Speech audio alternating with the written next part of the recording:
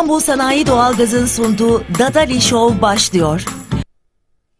Efendim herkese hayırlı akşamlar. Şimdiden hayırlı cumalar olsun. Biz bu akşam böyle çok değişik muhabbetle girelim istedik. Öncelikle İstanbul Sanayi Doğalgaz ana sponsoruma çok teşekkür ediyorum.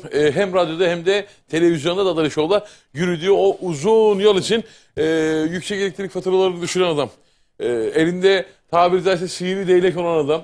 Doğalgaz dönüşümlerinizi yapıp firmalara %60 kar ettiren insan. Sevgili Ferdi Taşdemir, İstanbul Sanayi Doğalgaz Cansın, selamlar olsun. Bütün işletmelerde ekranda gördüğün numaradan kesinlikle Ferdi Taşdemir'e ulaşsın. Şimdi bizler İstanbul Sanayi Doğalgaz olarak başladık.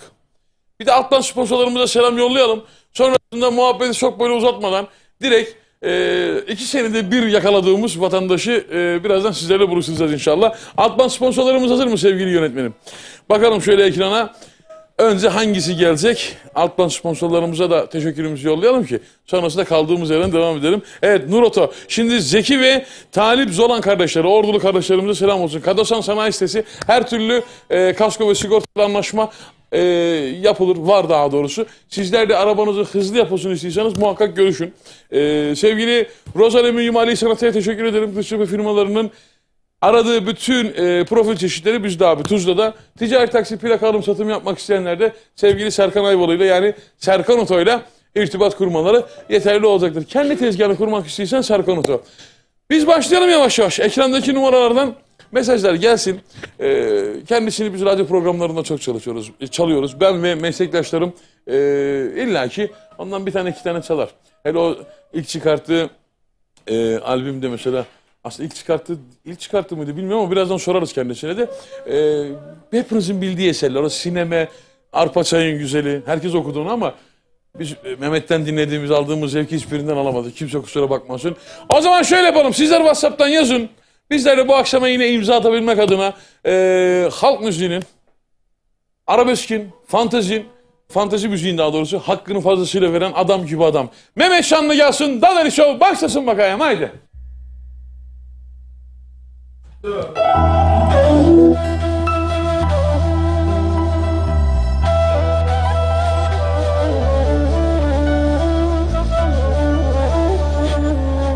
Şöyle ekranlara biraz daha ses verin.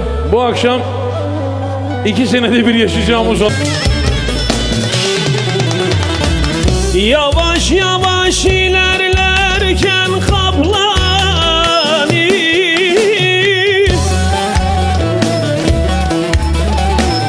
benim ile yola çıkanlar hani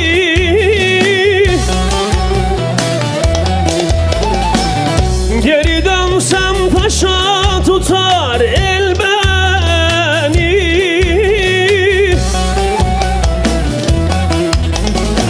yürüyorum dikenlerin üstünde yaralıyam üstünde yaralıyam üstünde yaralıyam üstünde yürüyorum dikenlerin üstünde yaralıyam üstünde yaralıyam üstünde.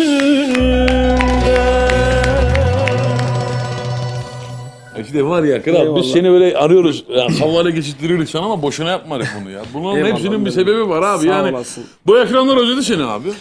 Eyvallah, teşekkür Tamam ederim. sahne, konser, oraya koş, buraya koş. Eyvallah Allah var olsun. Allah daha da fazla yoğunluk versin ama Allah razı olsun. arada bir bize de zaman ayır bu arada. Arıyorum, İki bak. senede bir de. Şabak bu akşam ama çok bizim ekipten şu çocuğun kafasına bir tane vurur musunuz arkadaşlar? Beynine bir yoksan gitsin. Şimdi bizim ekipten ricamız şu krala bir hoş geldin alkış alabilir miyiz? Şafak Gösterebilir miyiz Bozacıoğlu. burayı? Şafak Bozacıoğlu bu akşam bizlerle beraber. Değerli hocam. Değerli hoca, üstad, yapımcı, efendime söyleyeyim daha çok yani Cemil'in gelemeyeceği nokta. Ya benim dur Şafak Hoca'ya bir mikrofonu uzatayım hemen geliyorum Mehmetciğim. Aynen, ben de geleyim oraya. Sen de gel. Zaten Şafak Hoca'yla biz 7-7 Şafak Hoca dedi ki Şafak Hoca yoksa dedi ben yokum dedi biliyor musun? Yok estağfurullah. Öyle dedi bu beyefendi öyle dedi. Yok değil mi, beraber abi. Arkadaşlarımızı bilmediği için. Hayır ondan Aynen. dolayı değil. Arkadaşlara bir şey dediğinden değil. Dedi ki biz de Şafak Hoca'nın dedi bir elmanın iki yarısı gibiyiz dedi. Evet. Anladın mı? Yakında kendimiz markacı. Şafak abi hoş geldin. Günde en az 5 saat 5 saat görüşüyoruz. Ya abi şöyle hoş geldin. yapalım, Nasılsın? böyle yapalım. Teşekkür ederim.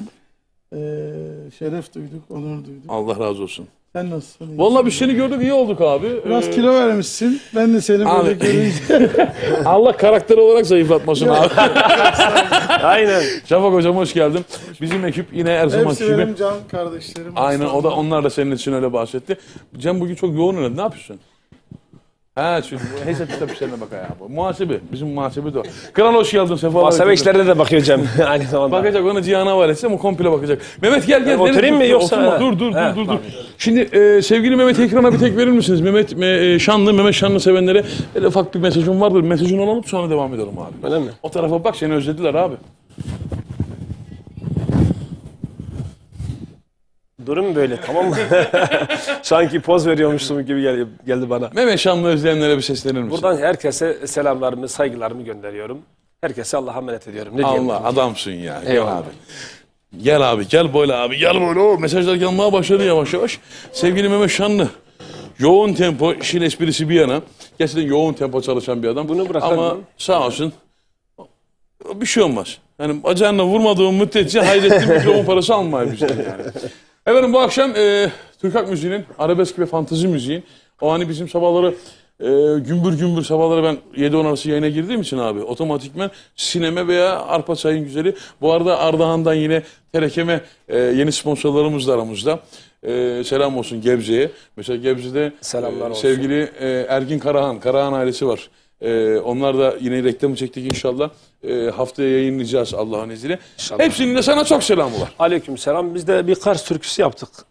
Biliyor musun? Evet, Bilmiyorum. yeni koyduğumuz Evet. tanıtımda. Evet, onlara armağan ediyoruz. Ama şeyi çok Tüm güzel yani Karslılara. Doğu'nun kültürünü çok güzel yakaladım ve Doğu'yu da çok güzel lanse ediyorsun abi. Elimizden geldiğince. Urfalısın. Urfa Süverekliyim, evet. Urfa Sivereklisin ama Karslılar da çok seviyor seni. Aynı yani hepsi benim dostlarım, arkadaşlarım var. Ordulu. Karadeniz evet. Ordu'da beni Ordu'da yakaladı. karşılaştık. Ordu'da dedim bir yerden dadali diye bir ses gelince dedim ulan biz Ama ses nasıl geliyor biliyor musun? Dadali abi. Ya dedim sen burada ne yapıyorsun? Adam dedi ki ben Ordu Fatsalıyım. Beni burada ne yaptım? Ben buralıyım da sen burada ne yapıyorsun kardeş dedi yani. Doğru söylüyorsun dedim. Güzeli o yani tam böyle ışıklardayız ki hakikaten Mehmet'le de o zaman uzun zamandır denk gelmemiştik. Bir bayram günü baktım birisi dadali diye bağırıyor dedim. Acaba biz Regaip'ten ses mi duyuyoruz? Hani var ya ismiyle de yaşayan bir adam değilim ama abi baktım ışıklarda Mehmet Şanlı. La hayırdır dedim ben ona diyorum hayırdır o bana diyor ki sen hayırdır abi sen buradan abi. Dedim Mehmet ben acaba Orduluyum o yüzden burada oldum ama olsun. Fatsa konserine gelmiştin değil mi? Aynen. Yakışır abi vallahi çok gurur. Bir abimizin kızı evlendi. Oraya gelmiştim. Ha öyle mi? Evet, düğüne gelmiştim. Olsun. Karadeniz düğününe geldim. 10 numara ama yakışır sana yani. Çok da güzel oldu biliyor musun abi? Yani zaten hani ordularla benim bir farklı bir diyalogum var. O diyorlar ben çözemedim daha demin de bu üçüncü abi. Ya benim şöyle bir diyalogum var. Benim kuaförüm mesela 15 yıllık, 20 yıllık kuaförüm Orduludur. Her şeyimi paylaştığım bir kardeş gibiyiz. Ne kadar. İlker abi vardı. İlker Güler siz de tanırsınız. Selam olsun. Yıllarca 15 sene, 17 sene önce yıllarca beraber kaldık. Aynı evde kaldık. Oo ne kadar güzel. Ordu'ya gittik. O Urfa'ya geldi. Artık bir aile gibi olduk. Sonradan başka bir abim Farhan derken Ordulu artık ben Ordu'ya gittim. Aileler tanıştık. Ordulu olup 2 sene sürünen benim herhalde senin hayatında. Yani işte yeni tanıştık. Ordulu olup da 2 sene sürünen biziz. Bu arada hoş geldin sefalar getirdin. İçin esprisi bir yana gerçekten yoğun Hoş bulduk. sanatçılarımızdan. Çünkü herkes onu görmek istiyor. Herkes sahnede zaten canlı dinleyenler var ama sahne programları yoğun. Sonrasında bir dönem anne nasıl oldu ya? Anneyle şükürler olsun. Annemiz hastaydı. Allah şifa Buradan bizi versin. izliyor şu anda. Ellerinden öpüyorum. Urfa'ya Kurban selamlar olurum. olsun. Selam olsun. Annemiz hastaydı. Tabii o arada da Mehmet gel program yap diyemiyorsun. Ama sağ olsun. Demek ki her şey bir vadisi ya da zamanı vakti var yani. Aynen. Bu ne dersek diyelim. Yani yeni diyelim. eserler yapınca tabii ki. Şimdi hani yeni eserler olmayınca, bir şey olmayınca da eli boş gelmiş gibi olmayalım yani. Kesinlikle. O zaman senden şöyle güzel türküler dinleyelim. Bir tane playback gelsin istersen. Nasıl istersen. Playback'imiz hangisi gelsin? O türkümüz, yeni türkümüz gelsin. Gün Yeni gelir türkümüz. yolların düşerse Kars'a. Hangisi hazırsa yönetmenden rica etsem ama öncelikle bir şartla bir saniye istiyorum daha doğrusu şart demeyelim de. Şimdi az evvel ben de biz bu arada cezaevi konserleri yapmaya başladık yine. 8 senedir yapıyorduk. Pandemi nedeniyle bir ara verdik. Geçtiğimiz hafta sevgili Emrah Binici ben Kartal Kapalı Cezaevindeydik. Orada yine birbirinden değerli dostları tanıdık. Sevgili cezaevi müdürümüz Mehmet Ceylan başta olmak üzere. Yine sevgili başkan, Gürbüz Başkan'a selamlar olsun, Gürbüz abiye, infaz başkorumaya. Baş infaz koruma mı oluyor? Başkan diyorlar onlara gerçi ama ya başkan, bizim hepimizin başkanı olur kendisi. Başefendi mi? He bak, Cem'den aldık haberi. Başefendi Gürbüz Baba'ya selamlar olsun. Bu arada yine Suat Çakıroğlu'yla tanıştık. Suat Çakıroğlu'na selamlar olsun. Az evvel telefonda konuşma şansımız oldu. Değerli abim sağ olsun. Sevgili İdris Ayaz. İdris Baba! İdris Baba yapacağız. O kapalıda bir tane daha konser yapacağız. Sıkıntı yok. Hatta birkaç tane konser yapacağız. Ayazoğlu'na selam olsun. Sevgili İdris Ayaz'a. Dedi ki beni nasıl anons edeceksin? Dedim ne demek nasıl? İdris Baba dizi yok. Ne dizi yok dedim ya. Aynen da sıkıntı yok. Baba selamlar olsun. Hepinize selamlar olsun. Oradaki bütün değerli abilerime, bütün kader mahkumlarına da selamlarımızı gönderelim. Pazartesi de tez zamanda Kartal Açık Cezaevinde konserdeyiz. Sevgili Pao ile beraber inşallah.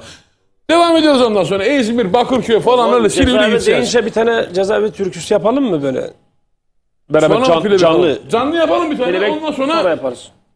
Sonra yaparız playback'i peşine ya. de playback yapalım. Aynen. Bütün kader mahkumlarına gelsin. İdris Ayaz'a gelsin. Ve Ses alayım.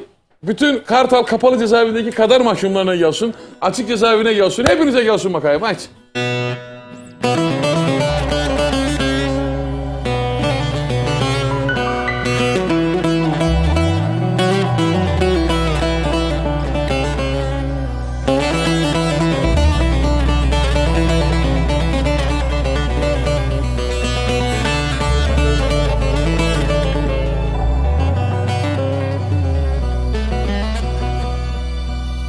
Bugün görüşme günüdür oy. Çift camlardan ses gelmiyor oy. Mahkumların umududur. Çift camlardan ses gelmiyor. Yavrum yüzün görünmüyor. Mahkumların umududur. Çift camlardan ses gelmiyor. Yavrum yüzün görünmüyor.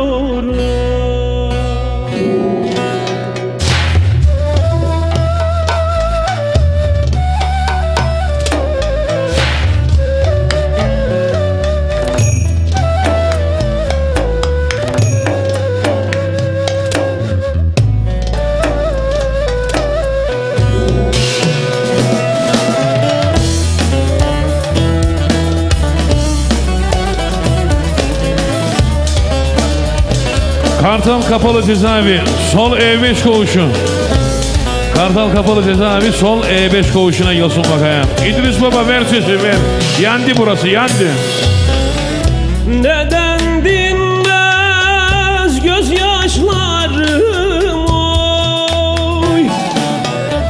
Hani bacı kardeşlerim oy.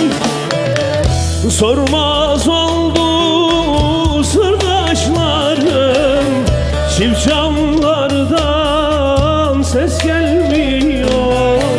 Yavrum yüzün görülmüyor. Sormaz oldu kardeşlerim. Çift camlardan ses gelmiyor. Yavrum yüzün görülmüyor.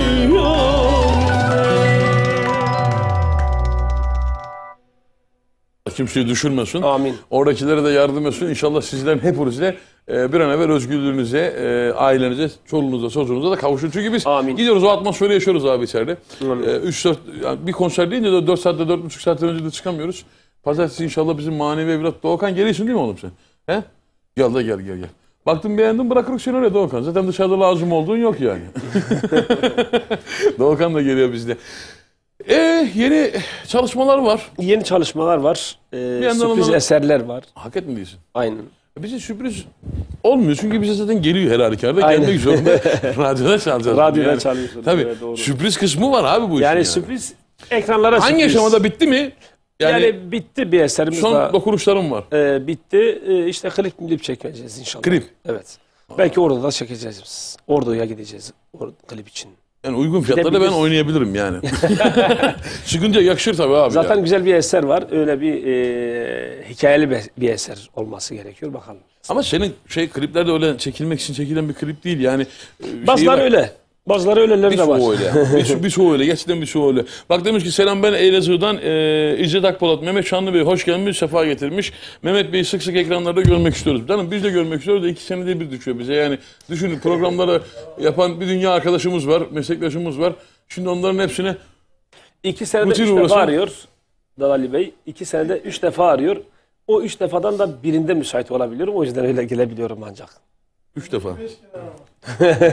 Sence 3 defa mı ararım ben Şafak abi? Yok sen ararsın. Bak sen ararsın diyor yani. Sık sık ekranlarda görmek istiyoruz. Hatta Mehmet Bey'den Şanlı adlı o muhteşem show programını tekrardan istiyoruz. Bay Duygusal demiş. Bak 25 Daha 60. önce televizyon programı da yaptım ya ben. Evet biliyorum. Ayıptır söylemesi. Ayıp söylemesi yani. Biz ondan tecrübeyiz. Ben o yüzden rahat rahat oturdum Mehmet. Sen de Perşembe buradayken. günü teklif gelirse bu saatlerde hani senin yerinde Bu saatte benim yerime. evet yani Sıkıntı yok. Benden sonra daha iyi olur. 10-12. Yönetmenimize sesleniyoruz. Teklif yapalım. Benden sonraki saat boş. Hayır abi. O- Senin saatinde Bu saatte istiyorum. mi diyorsun? Aynen bu saat çok heyecanlı bir saat. Allah'ını seversen. Tamam sıkıntı yok. Ben 12'ye geçerim. Buradan Emrah Birici'ye, genel müdürümüze ve yönetim kurulu başkanımız Selahattin Bayram'a sesleniyorum. Aday Senin var bu saatinde saatte. geldiğim için sen de olmalısın yani burada. Beraber. Ben de burada olacağım. Yani şimdi beraber olacağız. O ayrı desene öyle ya. Yani şimdi Teklif yok ben yaptım. Şimdi bak ne demişler Mehmet Şanlı hemşerime selam olsun demişler. aleykümselam. İyi akşamlar ben Fatma Mehmet Şanlı'dan Kars şarkısını tüm Çelik ailesine armağan ediyoruz. İyi programlar demişler. Sağ olsun. Mehmet dayı hayırlı akşamlar ben Yakup hayırlı programlar demişler. Teşekkür ederim Yakup Bey. O sana dayı demiştir. Yeğenim de Yakup yeğenim de var. Yeğen büyük ihtimalle. Mehmet dayı İki dediğine tane göre. Yakup var yeğenim. Bu yeğen Yakup bence. Mehmet Şanlı'yı severek takip ediyoruz. Konya'dan bol bol selamlar iletiyoruz. Sesine çok yakışan Afigen Dilber türküsünü istiyoruz. İyi yayınlar demişler. Onu da okuruz. Ama bir şey söyleyeyim mi? Yani işte güzel tarafı bu biliyor musun? Yani Mehmet Şanlı olmanın güzel tarafı bu. Niye? Konya'sı, Ordu'su, hani Urfa'yı geçiyoruz. Urfa'yı niye geçiyoruz? Sizin tamam. O var olduğunuz, o kültürle yoğrulduğunuz yer. Aynen. Seni var eden vilayet Allah var etsin. Urfa'ya da selam olsun. Ama şimdi Urfa'dan çıkıp 20 yıldır tırnaklarına kazıyacaksın. Mehmet Şanlı öyle bir mazisi vardır gerçekten. Hani öyle affını da sığınıyorum ama yalakalıkla değil hakikaten sanatıyla, sesiyle, adamlığıyla Mehmet Şanlı oldu. Biz de radyocu olarak yıllardır bildiğimiz, takip ettiğimiz dostumuz. razı olsun. O yüzden kazıyarak gelmiştir. Yani öyle gökten zembille gelmedi ya da birilerinin gölgesinde de gelmedi. Allah yolunu da her daim açık etsin. Amin Allah razı olsun. Merhaba iyi yayınlar. Ailemle birlikte severek izliyoruz. Selamlar demişler. Mehmet Sayın ben demiş. Ekin tibaresi olarak sıradaki parçayı dayım Hüseyin ve eşim Fatma Özgür'e hediye ediyoruz. Ankara Sincan'dan iyi yayınlar. Şahin Özmen, Aysel, Ahmet, Samet, Can Kızım, Duygu ve Ekin TV çalışanlarına sıradaki eseri armağan eder misiniz demişler. Mehmet Şanlı'yı daha çok ekranlarda görmek istiyoruz. Derdo şarkısını istiyoruz demişler. Sen şakası bir yana bu saati kapatacağız sen öyle görünüyor ki. Şimdi Derdo'yu burada istediler. O normal de. Ordu'ya gittim. Tabii Ordu şimdi işte. Karadeniz deyince bana şimdi Kürtçe dinleyeceklerini tahmin etmedim orada. Evet. Benim Derdo'yu isteyince şaşırdım ha. Söyleyince bütün bir de çocuklar eşlik etti. Daha şaşırdım, daha da çok sevindim. Ama mutlu oldum. işte bu artık evrenselleşti. Evrenselleşti. Aynen. Hani bu ben mesela Karadeniz şivesiyle radyo programı yaparım 25 yıldır. Şimdi Allah bin kere razı olsun. Hani sınıflandırmak bizim haddimize değil ama hani bir laf var ya Kürt, Laz, Alevi, Sünni, Çerkeski, göçmen falan. Çok şükür. Onu da Allah bana nasip etti. Nasıl? Radyocu olup yani bizim meslektaşlarımız arasında bakıyorum. Her kesimden dinleyici olan tek ben. Ama şu Karadeniz şivesiyle konuşup Kürtçe salacaksın. Evet. Karadeniz şivesiyle konuşup değiş. O daha lezzetli değiş oluyor, tatlı salacaksın. oluyor biliyor musun? Daha Ben ama vallahi. Kürtçeyi de öğrendim. Kürtçe çala çala. Sen de Derdo'yu beraber okuyacağız seninle. Yani içinden geçen bir şey okur musun bize? Ya da klip alalım istersen bir tane. Yani playback. gelsin eserimiz. Hangisi hazır? Tamam o Gelsin. zaman şöyle yeni eseri alalım bomba gibi. Yazsın bakayım sonrasında canlı gideriz. Gelsin bakalım.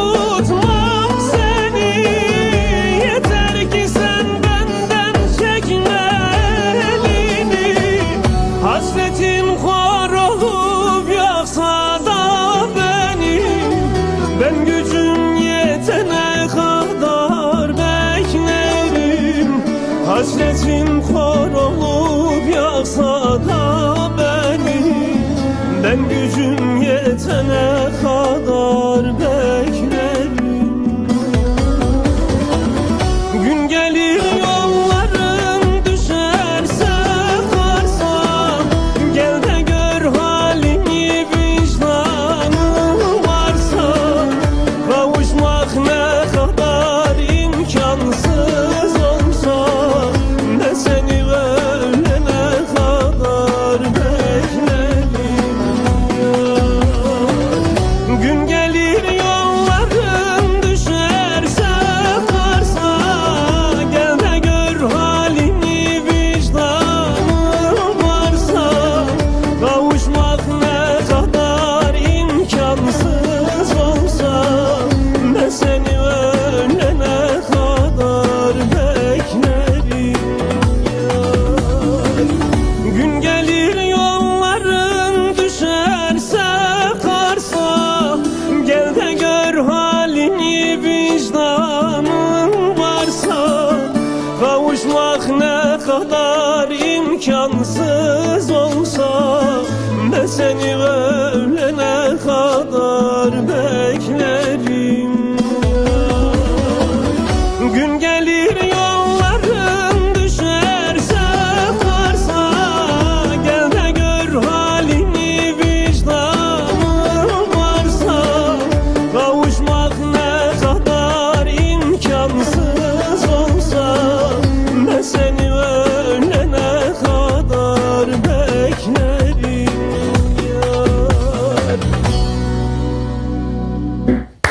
yar. Ya gene yeni albümde Şafak Hoca sen beraber böyle milletin yine canını çıkarsak eserlere şey yapmışsınız. Yani biraz insan insaflı olur hoca ya. Bu kadar olmaz ya. Şafak Bozazoğlu ya. Bak şimdi. Daha neler var ya. Daha ben bir tahmin edebiliyorum o daha neleri de yani ama bizim için daha güzel oldu. Çünkü aslında biz de sabahları böyle çalacağımızda ya geç senin ama okuduğun çok eser öyle ya. Hakikaten yani hem böyle karşı tarafa duyguyu çok güzel veriyorsun hem de akılda kalan eser. Ya şöyle bir şey var Dadali abi. Mesela bir eseri okumadan önce mesela bu eseri ben 2-3 sene üstünde biraz çalıştım yani diyelim yani kendime çevirene kadar. Aynen. Yani kendime tam tabir yerindeyse oturturana kadar böyle çalışıyorum eseri. Hissetmediğim bir eseri de Yaşıyorsun değil mi? yani yaşamaya çalışıyorum yani öyle diyelim. Yaşamaya çalışmak da yaşamadan aslında onu karşı tarafa geçirmek de mümkün değil ama helal olsun. Bak mesela Vanlılar da ayağa kalktı. Şimdi hatta aslında Vanlıydı ama kardeşimiz nereli? Sevgili Nuh selamlar olsun. Bugün bir galerideydim de karşıda. Şimdi Nuh yazmış demiş ki Mehmet Bey'e selamlar, iyi yayınlar. Şu anda hatta ekranında resmini çekmiş televizyondan. Bugün aslında gelmeyi çok istediler. Dedim ki bir gün Anadolu yakasına dedim olur ki Mehmet Şanlı yani o 2 senede bile denk gelir. Sen de dedim denk gelirsen buraya bir geliyorum aslında oraya sürekli gidip geliyorum. Ama Kurkiye muhakkak uğra yani çok değerli insan. İnşallah. Sevgili Nuh. Nereliydim valla memleketini unuttum dostum ama hakkında. Vanlı demiştin bana ama. Abi Vanlıydı Halil abi Vanlıydı da. Bu da Vanlı mıydı onu bilmiyorum. Şimdi bu arada bizi tabii orayla tanıştıran sevgili Ardahanlı iş adamımız. Dedim ya haftaya inşallah reklamlarda bizlerle beraber olacak. Seni seviyorum. Güzel oldu abim diyen sevgili değerli abim Ergin Karahan. Radyo programlarında sponsorumuz zaten. Ozan Tek ailesine selamlarımızı gönderelim. Yine Ergin Karahan'a, Güven Karahan'a, sevgili Kamil Tintaş'a ve Nilgün Karakış'a selamlar olsun. Şu anda komple firma olarak bizi izliyorlar. Önümüzdeki hafta inşallah 6 dakikalık reklamlarda bu ekranlarda Dadali Show'da firmamızı daha da yakından tanıyacaksınız. Allah'ın izniyle. İnşallah. Şimdi şu an demiş İdris Ayaz'ın yeğeni ben. Şu an sizi dinliyorlar cezaevinde. Sıradaki parça Alanya'da yatmakta olan kardeşim Bora Kara'ya İdris Ayaz'dan gelsin ve Ecrin Çamur'a rica etmiş sevgili İdris Baba. Kartal Kapalı Cezaevi sol E5'e selamlar olsun. İdris Baba adamsın. Gelecek o kendine inşallah. Bu arada Mustafa Çalman. Mustafa Çalman'la tanıştın mı abi? Kim? Mustafa Çalman'ı tanır mısın? Yok valla Malatyalı. Bak o da demiş ki valla bugünkü diye konuk Mehmet diye tam programı dinlenecek adam diyor. Eyvallah. Bak aynen yazmış. Sağ olasın. Bravo baba diyor çok güzel adam seçmişsin diyor. Akşam diyor izleyeceğiz. Dadoş diyor Diego ne o? Diego ile Sema kızıma Mehmet'e diye bir türkü istiyoruz demişler. Hayırlı programlar demişler. Teşekkür ediyorum. O zaman Yasin Yeşil sanatçı dostumuz yine Şafak Hoca'ya selamları iletmiş. Sana da selamlarını iletmiş dost. Aleykümselam. Sevgili sanatçı dostlarımız da şu anda izliyorlar. Ya Mehmet çok fazla böyle mesajlar geliyor, Allah razı olsun, ama ben mesajlardan ziyade Mehmet Şanlı'yı yaşayalım istiyorum bu akşam. Hakikaten yani Mehmet Şanlı'yı canlı canlı, şimdi tabii ki Türkü Var sahnelerine gelenler ya da senin düğün sahnelerinde yakından o seni canlı canlı dinleme şansını yakalayanlar var, ama bir de böyle radyolardan duyup da nadir de olsa hani çıkıyorsunuz ya Aynen, ekranlara tabii. efendim. O yüzden siz Her iki kelimede bir dokundur bakalım bana. biraz laf kilitliyorum ki belki hani bir şey olabilir. Ne der? Acırsın da bir dahakine ilk aramada görürsün falan. Şimdi Hayrettin'ciğim ben bunu ayarlıyorum canım. Sen o konuda sıkıntı yapma. O bende ya. Ben eski sesçiyim zaten. Sıkıntı yok. Şöyle güzel bir tane Kürtçe slow okusana bize. Kürtçe slow mu? He. Kim Ondan ölmüş? bir ses diyorum. Tümeşiye. Ha bu arada bizim bir kızımız var. Tumeşiye'yi istiyoruz. Tuğçe'miz var içeride. Şeyde, Tamam, Tumeşiye. rejide. Şöyle bir şey. Ailesi fanatik Mehmet Şan'ın hayranıymış. Allah Allah. Tamam O mı? zaman Tuğçe'nin ailesine de soyadı ne Tuğçe'nin? Necek? Sakçak. Sak. O da Kürt, fark etmiyor. selamlar olsun. Aile komple izliyor. Mehmet Bütün Şanlı'yı seviyorlarmış. aileye sevgilerimizi, Git Mehmet şu saygılarımızı Tuğçe'yle bir resim çektir abi. gönderelim. Sana zahmet. Ha, burada mı çalışıyor? Tabii reji de şu an. Ha, o Yönetmen değil mi? koltuğunda oturuyor. He, oradan ses gelince ben de Orada telefona o konuşan bağlandı Tuğçe acaba. işte. O konuşan Tuğçe. O zaman okuyalım. Tümeşiye. tamam, ailesine de selam Çok slow değil ama orta hareketli o da. Ya sen nasıl istersen, biz uyduk hazır olan Mehmet Şanlı'ya Allah'a ekber. Allahu Ekber. Sıkıntı yok. Evet. Evet, hazır mıyız hocam?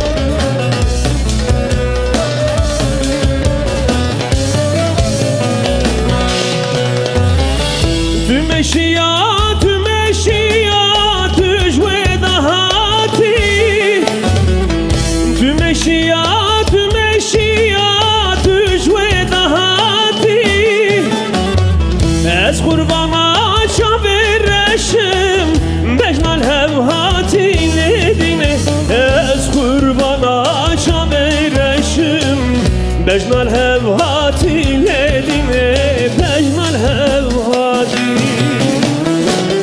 Şabimin pejnası rafket, dilimin ketiledine Şabimin pejnası rafket, dilimin ketiledine Dilimin ketiledine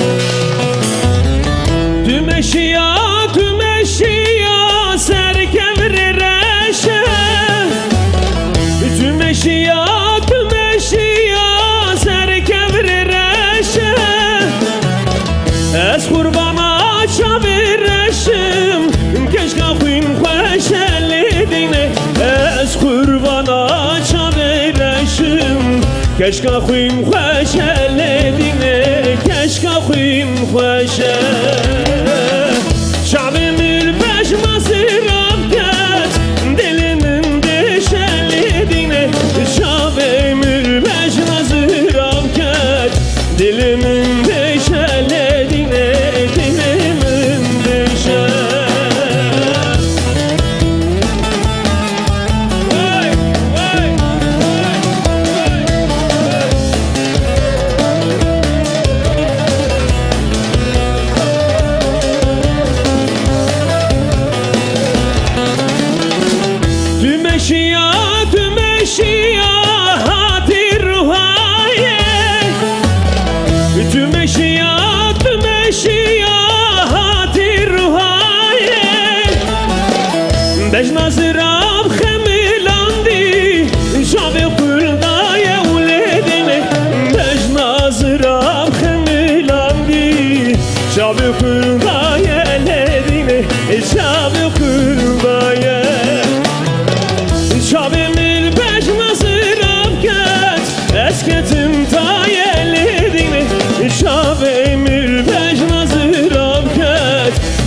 Esketim tayeledin, esketim taye.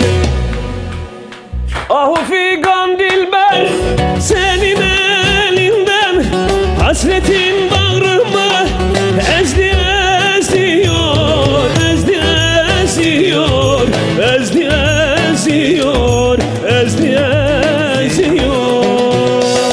Aşk ile öldü kurtulayım tatlı dilinden, bir hatin benzimi bozdu bozuyor, bozdu bozuyor, bozdu bozuyor. Öldür kurtulayım tatlı dilinden, bir hatin benzimi bozdu bozuyor, bozdu bozuyor, bozdu bozuyor.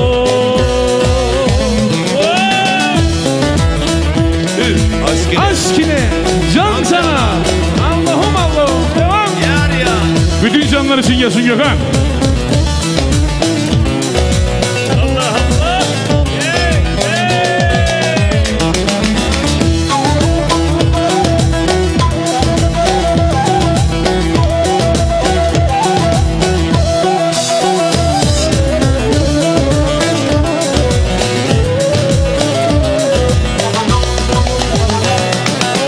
Kaşların karası nutkumu bağlar, hasretim canımı dağladı dağlar, dağladı dağlar, dağladı dağlar, dağladı dağlar. Kimisi gülüyor, kimisi ağlar, kimisi yolundan azdı azıyor, azdı azıyor, azdı azıyor. Kimisi gülüyor, kimisi ağlar, kimisi yolundan azdı azıyor, azdı azıyor, azdı azıyor. Küçük bir reklama gidelim Mehmet Şanlı. Sonrasında her yer yıkılacak, her yer. Reklamdan sonra buradayız. Hadi bakalım. İstanbul Sanayi Doğalgaz'ın sunduğu Dadali Show devam edecek.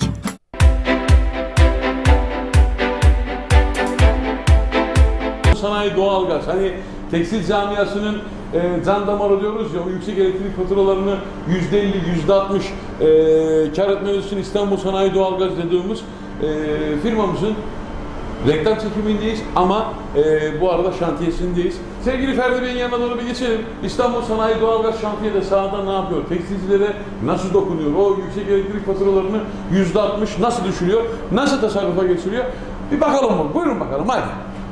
Sevgili Ferdi Bey merhabalar. Merhabalar, hoş Nasılsınız? geldiniz. Teşekkür ederim. Siz nasılsınız? Bizler deyiz. Şimdi biz sizlerle yaptığımız anlaşmalarda uzun bir süredir Radyo 2'de Dadali Show'da zaten biliyorsunuz ki İstanbul Sanayi Doğalgaz'ı anlatıyoruz. Evet. İstedik ki bu sefer siz bize şantiyede yaptığınız işi anlatın. Sizden bir dinleyelim. Ekranları başında tekstil sahipleri, işte empirmeciler, kod yıkamacılar ya da yüksek metrajlı işte o tekstil atölyeleri çok ciddi faturalar ödüyor. Doğru. Bunları sizler %50, %60 tasarrufa geçiriyorsunuz. Yani kâra geçiriyorsunuz. Bunun sırrı nedir? Bunun sırrı şimdi bizim ana merkezimiz dediğimiz kazan bu. Bu kazan suyu istiyor. Evet. Buhar haline getirtiyor. Buhar haline getirtince de buradaki tesisatlarla aşağı doğru kazanlara veriyoruz. Yıkamalara, yani kurutmalara bağlatıyoruz. İlk hamle buradan. İlk hamle yani ana merkezi burası. Ana merkezimiz buradan doğalgaz burası. tesisatı geliyor. Evet. Bağlanıyor kazana. Evet. Kazan suyu istiyor. Ondan sonra aşağıya İlgili makinalara da borular vasıtasıyla borularla bağlanıyor. Bağlantılar yani yapılıyor. Buhar üretiyor. O makineleri yani şu anda elektrikle değil de buharla kurutuyor artık. İşte otel çarşafları, kod yıkamaları hepsini buharla. bu şekilde de buharla. O zaman şöyle yapalım, bir aşağıya bir detaylı gezelim. Şantiyeyi bir gezelim. Sıfırdan Gezelim. bir şantiye yakaladık. Tamam. O zaman buyurun bakalım, hadi şantiyeye giriyoruz. Evet, şantiyemizin içerisine girdik. Sevgili Ferdi Taşdemir bize çalışmayı kaldığı yerden tekrar bir anlatsın. Şantiyenin içindeyiz şu an Ferdi Bey. Şimdi demin o yukarıda gördüğümüz buhar kazanından su istiyor. Su istten sonra bu şekilde şantiye şeye getiriyor. Fabrikaya buradan dağıtım yapılıyor. buradaki karşımızdaki cihazlara bağlantısı yapılacak bunların. Bu da yaklaşık %60 elektrik tasarrufuna denk geliyor. Çünkü bugün böyle büyük bir atölyenin, büyük bir fabrikanın yaklaşık elektrikle çalışmış ustalar 1 milyona yakın elektrik faturası geliyor. Bunun O kadar ciddi oranda var mı? 1 milyon. 1 milyona yakın elektrik faturası geliyor. Biz bunu %60 tasarruf bir şekilde getiriyoruz ve buranın gibi bir atölye yaklaşık ayda 600 bine kar ediyor. Aylık 600 bin lira siz de kar etmek istiyorsanız, ciddi oranda böyle yüksek elektrik faturaları ödüyorsanız muhakkak İstanbul Sanayi Doğalgaz'ı ekranda gördüğünüz numaralardan arayın. Direkt Ferdi Taşdemir'e ulaşın, yönetim kurulu başkanımıza ulaşın. Sizleri de işinde uzman ekibiyle bu faturalardan kurtarsınlar. Sizleri de doğalgaz dönüşümünü yapmış olsunlar. Bir de sanırım herhalde böyle bazı kod yıkamacılarda şey var. İşte ilk talep edilen sonrasında bir cezai müeyyidiyet vardı. Radyoda anlatmıştınız. Tabii ki. Şimdi şöyle bu kadar cihaz var. Böyle bir fabrikada. Adam ev tipi bir gazla açıyor. Nasıl ev tipi bir gazla açıyor? Burada 2 tane ocak gösteriyor. Böyle büyük bir fabrikaları. O 2 ocakla açtıktan sonra İKTAŞ gelip gazı açıp gittikten sonra bu 2 ocağı iptal edip, tabii ki ona göre o 2 ocağa göre de ocak küçük saat boyutu küçük çıkıyor. Bunlar ne yapıyor? Oradan buradaki ocakları iptal edip o tesisatı götürüp bu cihazlara bağlıyorlar. Bu haliyle saat yakalanması durumunda da. Hayır, saatin gücü yetmiyor. Bu sefer bir nevi kaçağa giriyor. Nasıl kaçağı? Proje kaçağına giriyor ve İKTAŞ'ta yakaladığı zaman haklı olarak ciddi cezalar kesiyor. Örnek cezalar nedir mesela? 700 bin ile 5 milyon arası. 700 bin TL ile 5 milyon Tabii. Arası, Bir 5 ceza milyon var. TL arası ceza var. Şimdi cezaya düşmemeniz adına, hani bir laf var ya, ekmeği ekmekçiye ver, bir ekmek fazla ver. İşin uzmanı İstanbul Sanayi Doğalgaz. Zaten tekstilcilere nefes aldıran, yüksek elektrik faturalarından kurtaran isim, yılların ismidir sevgili Ferdi Taşdemir. Sektörde, camiada en eski, hatta ilk diyebileceğimiz firmalardandır. Sizler de empirmeciyseniz, kod yıkamacıysanız, tekstille ütü paketçiyseniz, tekstille ilgili bu şekilde yüksek elektrik faturalarımız var. Yerimiz çok büyük, bize çok aşırı derecede elektrik faturası geliyor diyorsanız muhakkak hemen ekranda gördüğünüz numaradan İstanbul Sanayi Doğalgaz'ı arayın. İşi gelsinler, yerinde görsünler, ameliyatı yerinde bitirsinler, seni de %60 ayda. Değil mi? Her ay tabii. %60 her ay tasarrufu Yani düşünün hale böyle getirsinler. bir fabrikaya ayda nereden baksan elektrik 1 milyon geliyor. 1 milyon. Peki halihazır çalışan işletmelerde çalışma süreniz ne kadar? Yani doğalgaz dönüşümünü ne kadar sürede yapıyorsunuz? 15 gün içinde de teslim ediyoruz. 15 gün süresi. Bunun için peki işleyişin durması gerekiyor mu? Yani siz firma yine çalışmaya devam ederken siz çalışma yapabiliyor musunuz? Çalışan yerlerde genellikle gece vardiyamız var. Gece de çalışmaya devam ediyoruz. Çünkü biz 7/24 çalışıyoruz. Onun için eğer gündüz çalışan vardiyaları biz gece çalışıyoruz. Gece çalışan vardiyaları artık gündüz bir şekilde onları durdurmadan da devam edebiliyoruz. O zaman ne diyoruz? Tekstilcilerin aort damarı, tekstilcileri %60 tasarruf ettiren, tekstilcinin cebini düşünen İstanbul Sanayi Doğalgaz. Teşekkür ederim Ferdi Rica Bey. ederim. İlgi alanınıza teşekkür ederim. Efendim ekranları başındaki herkese merhabalar. Biz bugün Sersan'ın tam böyle merkezindeyiz. Sersan ayakkabıdayız.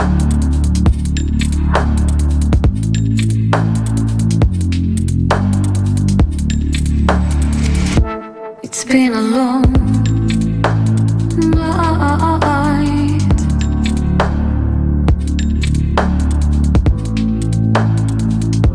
Black skies glow. Bay Bayan ayakkabılarında yepyeni bir devrim yaratıyoruz. Gerçi firma yaratmış ama biz Ekin TV ekranlarında bu güzellikleri sizlerle buluşturacağız. Öncelikle yönetim kurulu başkanımıza, sevgili Kerim Coşkun'a bir dönelim. Sevgili Kerim Bey, bizlere Sersan ayakkabı ne yapar, ne iş yapar, insanların kendi tarzını bulabileceği modelleri nasıl üretiyorlar? Bunları bir öğrenelim kendisinden. Kerim Bey merhaba, nasılsınız? Merhaba, sağ olun. Teşekkürler. İyi misiniz?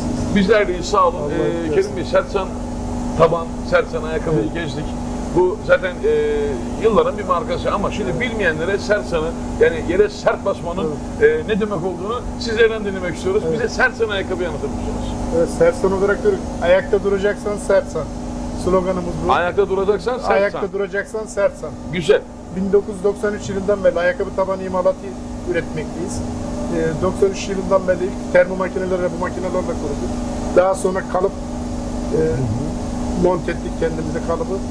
Kalıptan sonra da ham maddeyi kendi üretimimize aldık.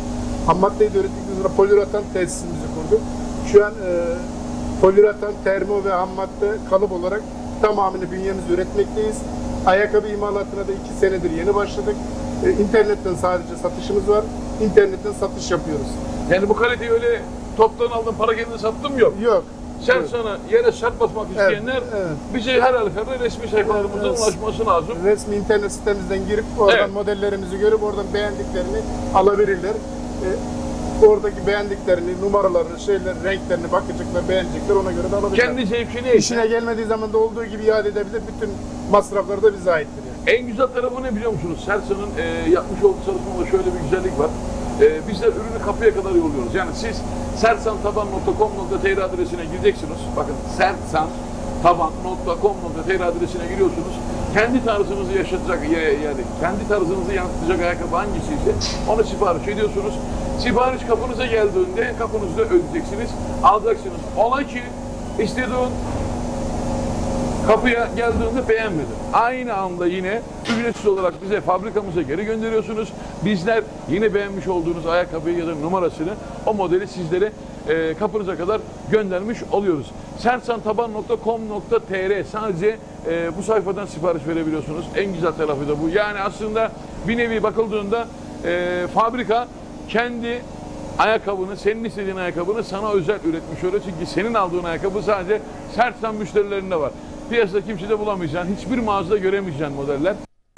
O zaman bizler Kerim Bey'le birlikte, Kerim Coşkun'la birlikte fabrikayı sizlere bir gezdirelim mi? Buyurun bakalım hadi.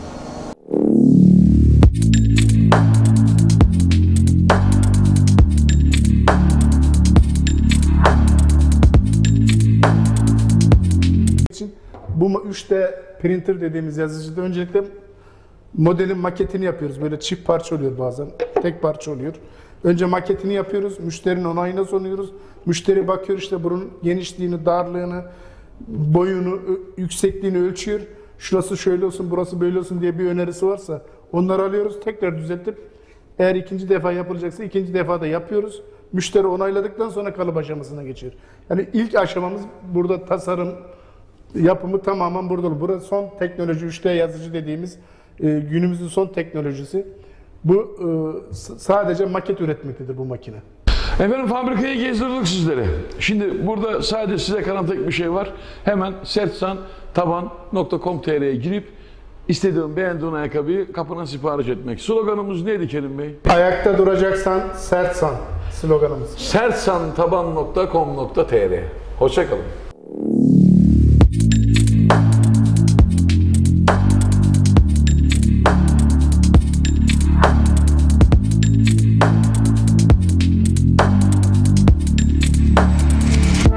It's been a long night.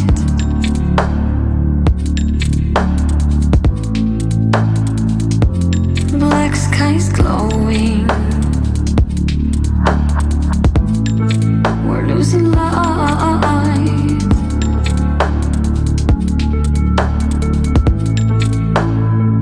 Where am I going?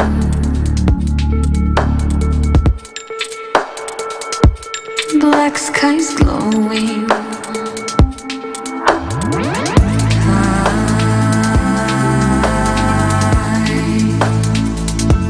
The windows high.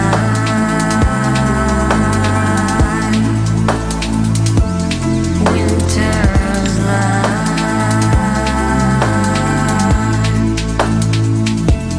Cold and dry.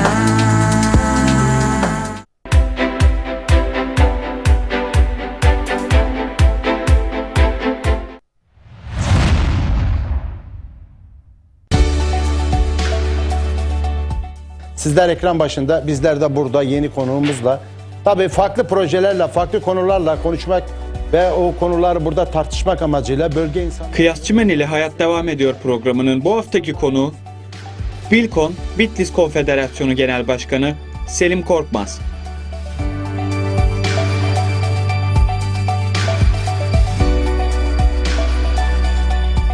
Kıyasçımen ile Hayat Devam Ediyor programı her cuma saat 18'de Ekin Türk TV'de sizlerle.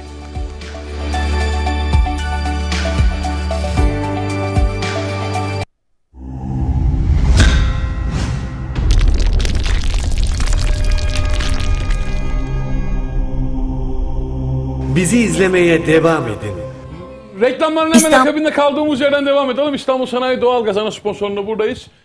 Bu arada alttan sponsorlarımızı sevgili yönetmenim müsaitse bir kez daha alalım. Aralarda da vermeyi unutmazsa sevinirim sevgili yönetmenim. Canım benim ya, adamsın. Sen anlarsın bizi. Evet, Nur Oto sevgili Zeki Zolan ve Talip Zolan kardeşler, ordulu iş adamlarımıza selamlar olsun. Ordulu tamircilerimiz full, her türlü arabanın, sigortanın, kaskonun cevabını 24 saatte veriyoruz abi. Hiç sıkıntı yok. Arabanı hızlı yaptırmak istiyorsan gel yanımıza. Geleceğim. Rozan Eminyum, Ali Sanatay. Dış cephe deyince bu adamın üstüne tanımak. Bütün profil çeşitlerimiz mevcut abi. Serkan abi ticari taksicilerin dostudur. Ticari taksi, oto alım satım, plaka alım satım işlerinde de yine zirvenin sahibidir. Serkan Oto'ya da selamlar olsun bir kez daha. Burası kimdi? Ha, buradan abone olun. O güzel tabii, canlı müzik dinleyebilirsiniz. Sıkıntı yok yani. Doğukan'cığım çay getiriyor. İlk defa bu 4. sezon bitecek neredeyse. Doğukan ilk defa çay getirdi canım ya. Kurban olsun. Sağ ol. Sağ ol.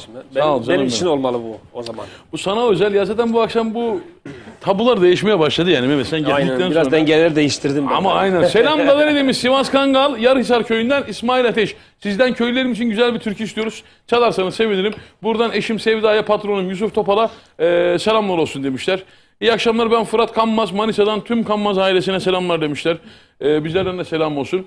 Hayırlı akşamlar, ben Karaman'dan Mehmet Gönültaş, Karakız adlı türküyü istiyoruz. Ailem için demişler. Ama hangi Karakız?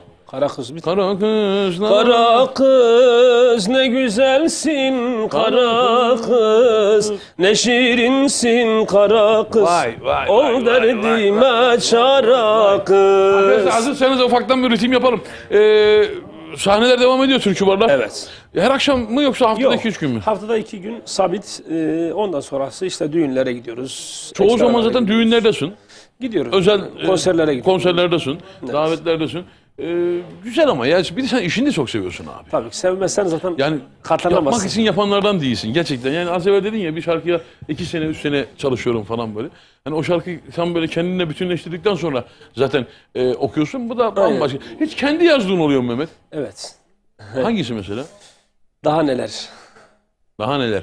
Peki ben canlı mümkünse bir kuble... Zaten şey istedi arkadaşımız neydi? Kardeşimiz Ne istedi? Daha neler istedi? O hariç. Onun Tamam işte o. işte o benim yazdığım o. Öyle mi? Evet. O da biliyor tribünü oynayacağı. Ben bir de Arpa Çay'ın güzelini isteyeceğim. Şu Evet. Arpa Çay mesela şu anda... Arpa Çay'ın sözlerini bile unutmuşum desem. Çünkü onu herhalde 17-18 sene önce okumuştum. Playback de olur. Playback de var. Arpa Çay'ın güzeli olması lazım, var mı? He? Şey yaparız ya. Tamam, hazırlansın onu, çünkü Ergin Karahan okuyacağız. Az evvel göstereyim mi sana bir video? He. Hani Ama Gebze. Karslı değil mi abi?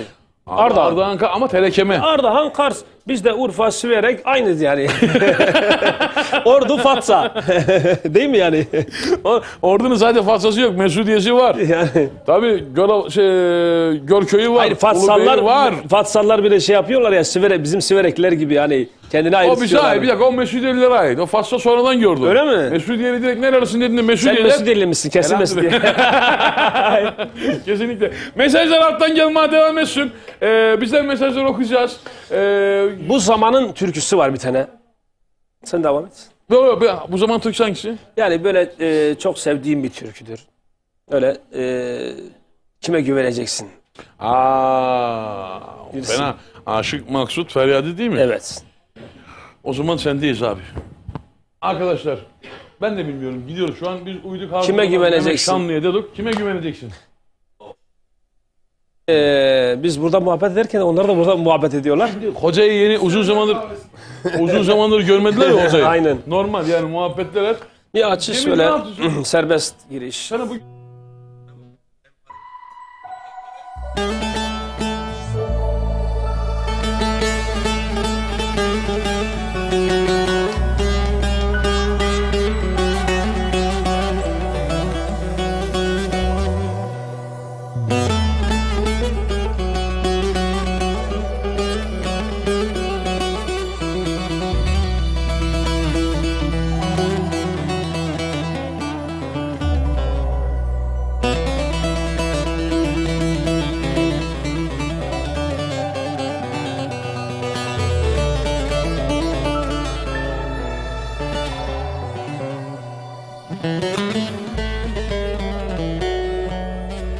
Bu ne kalle zaman kime güveneceksin? Tabip dertten yamandır oy, kime güveneceksin? Ara katan katana, kazık atan atana, adam satan satana, vay kime güveneceksin? Uzaktan etin nazar, bu pazar başka pazar, can cana kuyu kazar, vay kime güveneceksin? Uzaktan etin nazar, bu pazar başka pazar, can cana kuyu kazar, vay kime güveneceksin?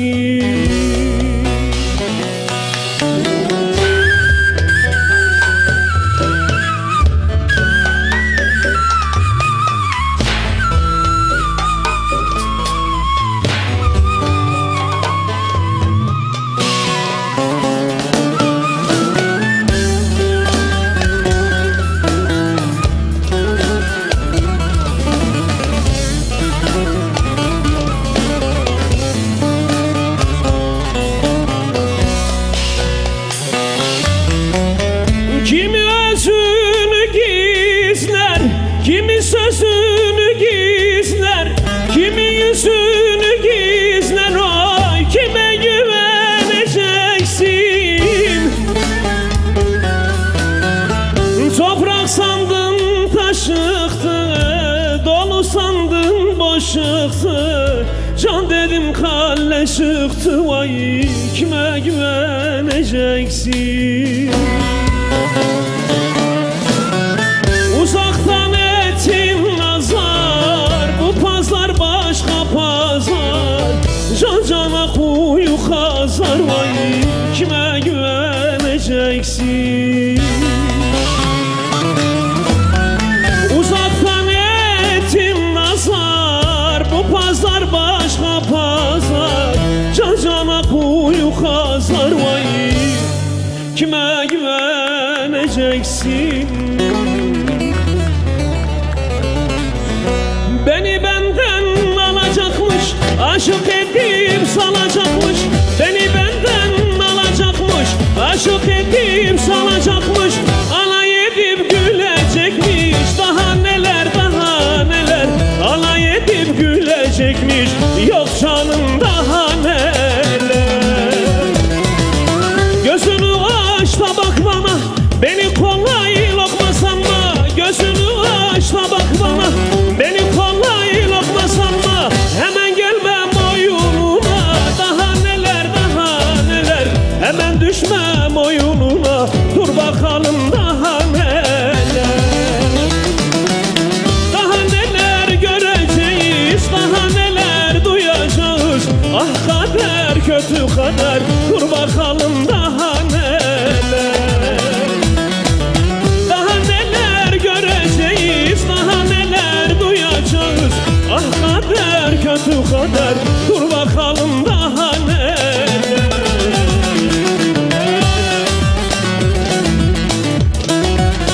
Daha neler göreceğiz, daha neler duyacağız, ah kader kötü kader, dur bakalım daha neler.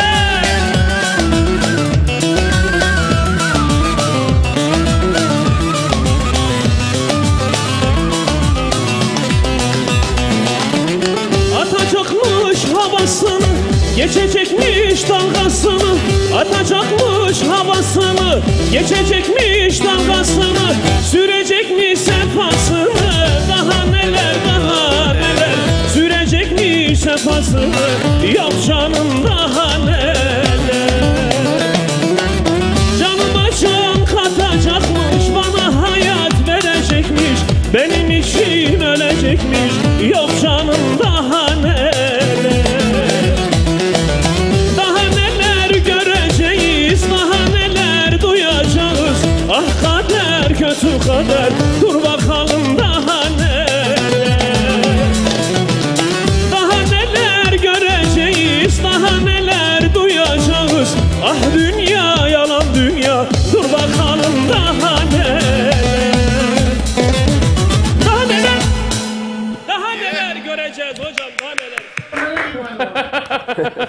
Daha neler göreceğiz. Öyle ani şakalar yapma. Hocaya kalp var. Giderim bir de Allah muhafaza. Yok bende de kalp var. Sıkıntı yok. Parçanın bir hikayesi var, onu okuması lazım.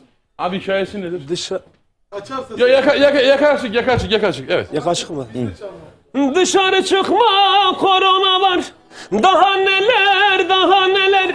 İçeri girme deprem olur. Yok canım daha neler. Hayırlısıyla bir ölseydik. Daha neler. Ah kader Anlatın kötü abi. kader. Telsiz açar mısın? Orkestrayı da aç. Burayı alabilir miyiz? Evet. Orkestrayla bir alabilir miyiz burayı? Bir şey alıyoruz bir şey. Biraz üzünlü ya biraz. Tamam. Dışarı çıkma korona var. Daha neler. İçeri girme deprem olur. Yok canım daha neler. Hayırlısıyla bir ölseydik. Daha neler. Ah kader kötü kader. Dur bakalım daha neler. Daha neler göreceğiz. Daha neler duyacağız. Ah kader kötü kader. Dur bakalım daha neler. Bir daha. Hoşuma gitti. Daha neler göreceğiz. Daha neler duyacağız. Ah kader kötü kader. Dur bakalım daha neler. Allah. Ya işte böyle yani. İşte böyle bu Cihan. Az önce Kardeşimi özellikle bir şey parka mı götürürsün, yemeğe mi götürürsün? Ha o zaman tamam. az önce dedin ya senin yazdığın bir şey var mı diye. Evet. Yani işte bu. Vallahi. Daha neler 10 numara ama ya. böyle yazmaya çalışıyoruz. Yazalım. Yok çok yazıyoruz. çalışıyoruz da mı yazıyorsun başkan? Yok, yazıyoruz Orada hiç değil mi? alçak gönüllülük yapmana Çünkü gerek çok yok. güzel yazanlar var. Çok üstadlarımız var. Hani onların yanında biz yazıyoruz desek ayıp olur. O ayrı tabii o Yani saygı. şimdi Yani ben sadece yazmaya çalışıyorum yani öyle. Allah razı Kendi olsun. bir anlık duygularımı bazen. olsun onlar da güzel geçiriyorsun bize de hiç sıkıntı yok. Selam Karadeniz'in pozitif adamı güzel program oluyor demiş. Mehmet kardeşimiz güzel bir ses özel bir yorumcu. Rabbim başarılarını daim etsin demiş. Allah Sevgili razı olsun. Şinasi Güler sanatçılarımızdan, sanatçı dostlarımızdan yine. Bu arada Nuh'un Nuh Gemisi da mi? aslında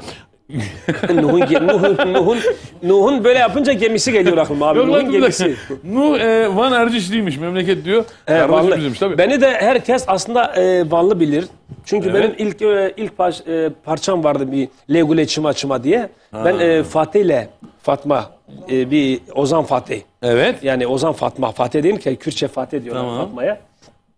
Onunla düet yapmıştım. O da kendisi Vanlı ve çok sevilen, Van'da çok sevilen, yani Türkiye'de çok sevilen bir isim olduğu için. Ne kadar beni güzel. de hani düet yaptığımız için beni de Vanlı bilirlerdi, Vanlılar. Ki Van'a da çok gidip geldim. Ben ama seni ilk Urfalı duydum dedim Allah Allah falan. Ben de Vanlı falan diye tahmin etmiştim. Şaka Değil değil, mi? yani. Aynı İlk doğru. zamanlar. Yani ilk beni zamanlar. zaten her yerli yaptılar abi. Abi ne kadar güzel. Aynen. Bak, bütün 81 vilayet, bütün kültürler sahiplenmiş, sevmiş. Yani bunu her sanatçının Şimdi ben Yapılacak Diyarbakır'da olan dünyaya değil. gelmişim. Diyarbakır'da. Evet Diyarbakır'da dünyaya gelmişim. Siirt'e gittim. Bir ara ben dedim falan aşiretlerine falan. Aa dedi siz buradan gitmişsiniz. Sonra gerçekten açtırdım. Kökenimiz Siirt'ten gitme. Kurtalanlı oldum bir ara. Orduya gittim dedim bakayım burada bir şey var mı? Az kalsın oralı oluyordum. Bakalım. Orada da beni yakaladı. Seni yakaladım. Tabii, biz eğer ki trafikte değil de yan yana kalsaydık seninle akraba bile olmuştuk seninle. Ayıp ediyorsun, sıkıntı yok ki. Tabii canım. Şimdi gelen mesajlar Mehmet Şan'dan Kürtçe bir uzun hava rica ediyoruz demişler. Hayırlı akşamlar yiyelim. Ben Hamza İlhan Öztürk programı zevkle izliyoruz. Güzel bir Türkçe armağan edersen sevinirim. Annem Faik Öztürk ve eşim Neriman Öztürk'e gelsin demiş. Bizim amcazadeler yazıyor, akrabalar yazıyor. Van'da Kalender. İyi akşamlar demiş. İyi yayınlar Mehmet Şanlı'dan Kürtçe bir eser demişler. Sevgili kardeşim Mehmet Fatsa'dan selamlarımı iletim.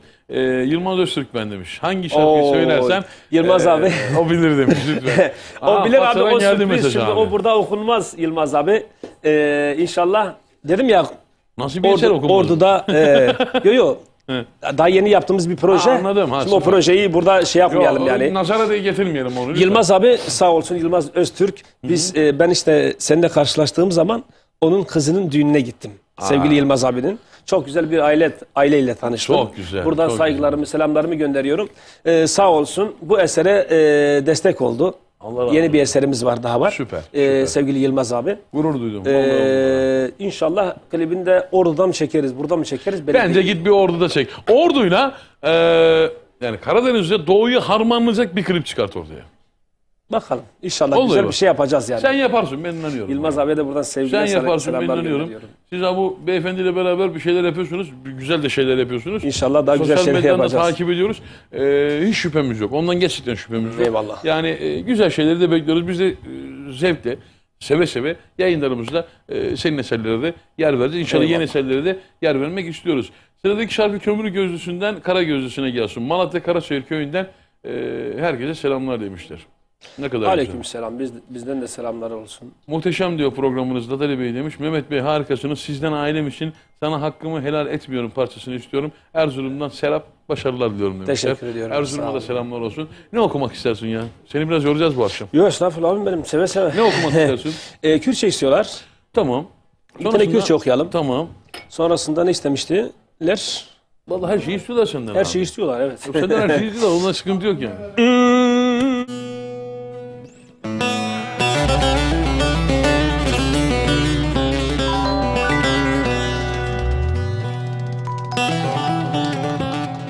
Sevgili Mehmet şimdi ayarlamasını yapsak.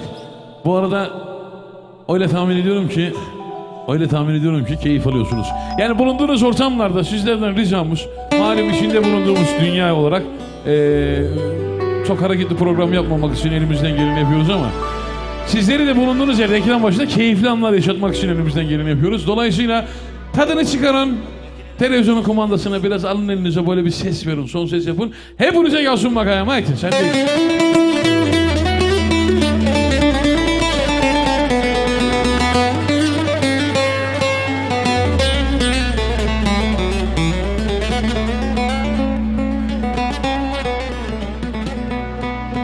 Jiyanma mustemine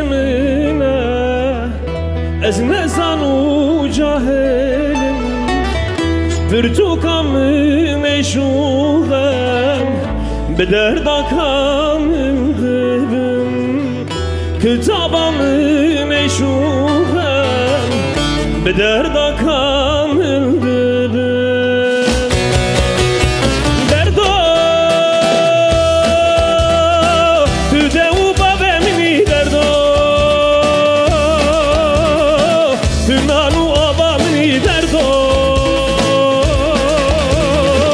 Damaşiyana mini derdo, derdo, derdo Tüdevu babe mini derdo Tümnanu aba mini derdo Damaşiyana mini derdo, derdo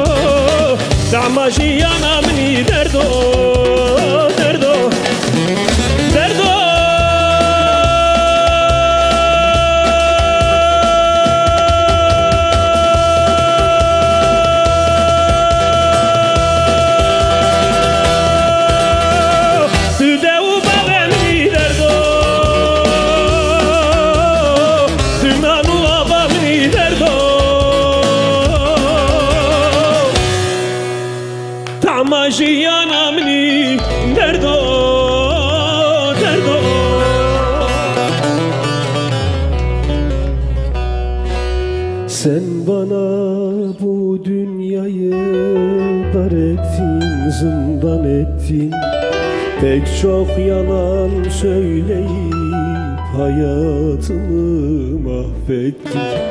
Nasıl kıydın bana sen, el mi gördüm yakınken?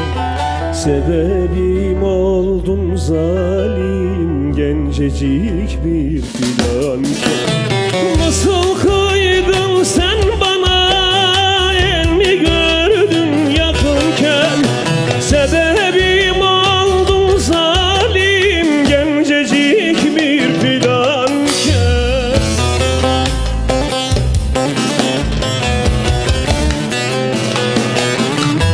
Hakkımı asla helal etmiyorum sana yar. Ben bu dünyada yandım, öbür dünyada sen yan. Hakkımı asla helal etmiyorum sana yar. Ben bu dünyada yandım, öbür dünyada sen yan.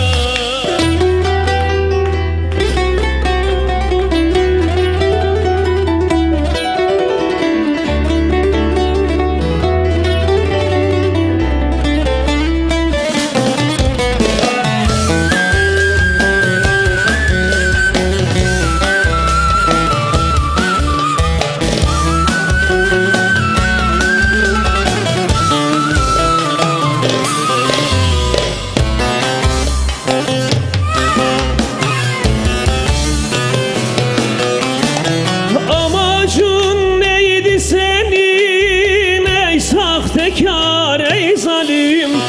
Allah'tan tek dileğim cehennem olsun yeri. Nasıl kıydın bana sen, el mi gördün yakınken? Sebebim oldun zalim, gencecik bir fidanken.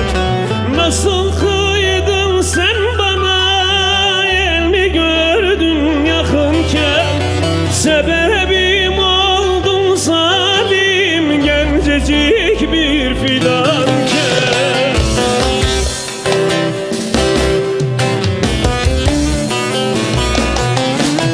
Hakkımı asla helal etmiyorum sana yar.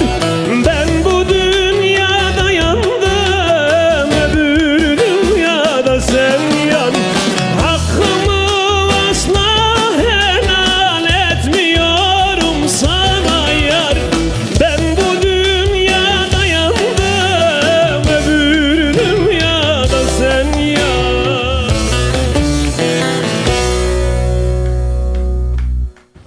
Yapıştır baba peş peşe. Bizi bir durdur. Ordunun dereleri aksa yukarı aksa. Ordunun dereleri aksa yukarı aksa. Vermem seni ellere, ordu üstüme kalsa sürmelim aman. Vermem seni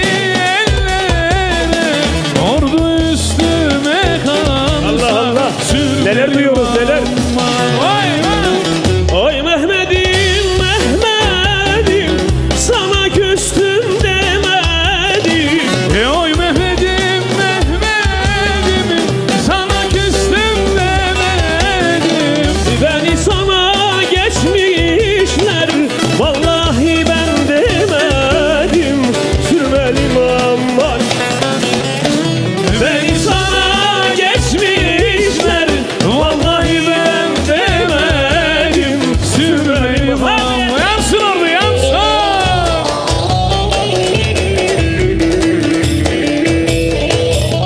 Buradan orduya gitsin. Fatsa'ya gitsin, Mesudiye'ye gitsin. Mesudiye'ye gitsin, Fatsa'ya gitsin, Üye'ye gitsin, Akkuş'a gitsin, Gölce'ye gitsin, gitsin, Perşembe'ye de gitsin, her yere gitsin. 52'ye gitsin da. Ola. Ordunun dereleri karayosun bağlıyor. Ordunun dereleri karayosun bağlıyor. Kalk gidelim Dadali, anam evde ağlıyor.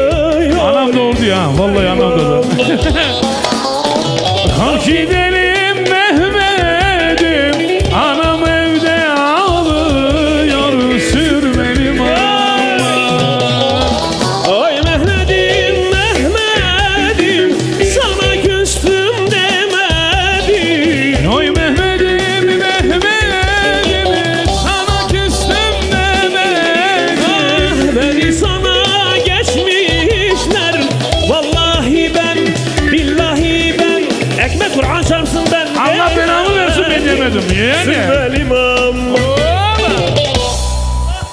İşte bu ya. En sonu güzel ama. Vallahi Hatim ben, indirdik onu. vallahi ben, billahi ben, ekmek Kur'an çarpsın Ama ben değil mi? anlıyorsun benden. Harika. Yüreğine sağlık. Eyvallah. Yüreğine sağlık. Şey. Kim? Aa bir dakika. Başkan Şimdi- ben Dadali abi senin böyle bir hocanın yanına bir gideyim bir saniye özür dilerim abi. Hoca buradan konuşabilirsin. Hocam buradan konuşabilirsin. Mehmet Şanlı'nın ses tonuna çıktığın için seni tebrik ediyorum. Aa ben öyle bir özelliği olduğunu bilmiyordum vallahi. Ben ezmemek için okumuyorum. Ama vallahi Şimdi şöyle aslında ondan değil Mehmet. Şimdi her gün 3 saat sabah 07.10 radyo içindeyiz. 25 yıllık radyoculuk hayatımız var. Her gün kulakta müzik olunca kulaklıkta. İster istemez ben bir de gaza gelince mesela Mehmet Şanlı çalarken arada Hem gaza hem coşuyorum saza ama. geldi. He? Hem saza hem gaza. Sen bir de var ya. Yarın stüdyoya gel. Bak, Mehmet'e istersen bağlama da çalayım yani. hocam hemen bir single. Cemciğim ses uyuyor mu? Ses uyuyor mu? O ses uyuyor mu? Uyar o okur. Sanatçı adam.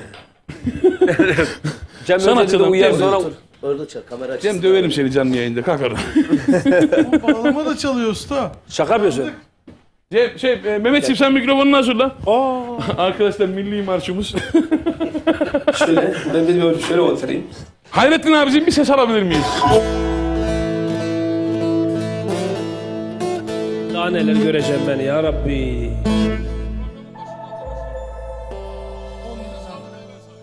Evet.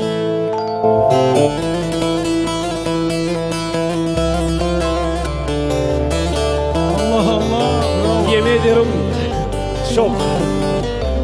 Allah.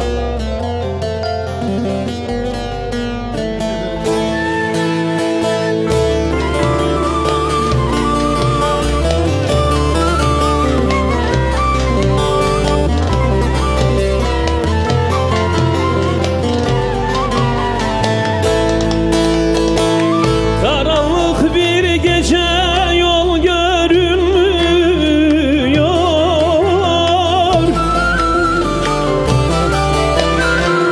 Yürüyorum dikenlerin üstünde.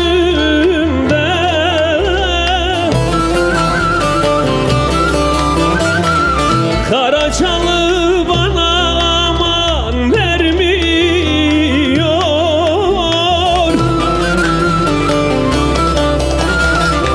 Yürüyorum dikenlerin üstünde, yaralıyam üstünde, yaralıyam üstünde.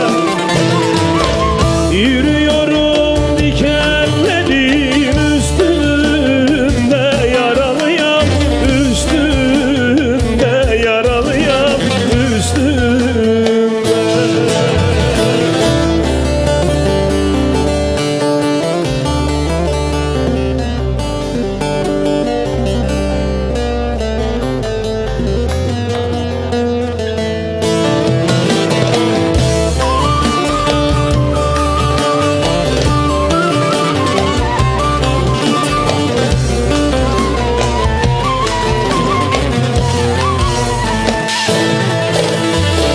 Yavaş yavaş ilerlerken kaplani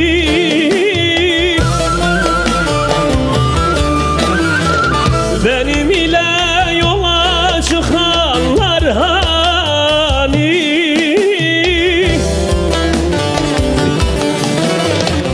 geri dönsem taşa tutar el beni.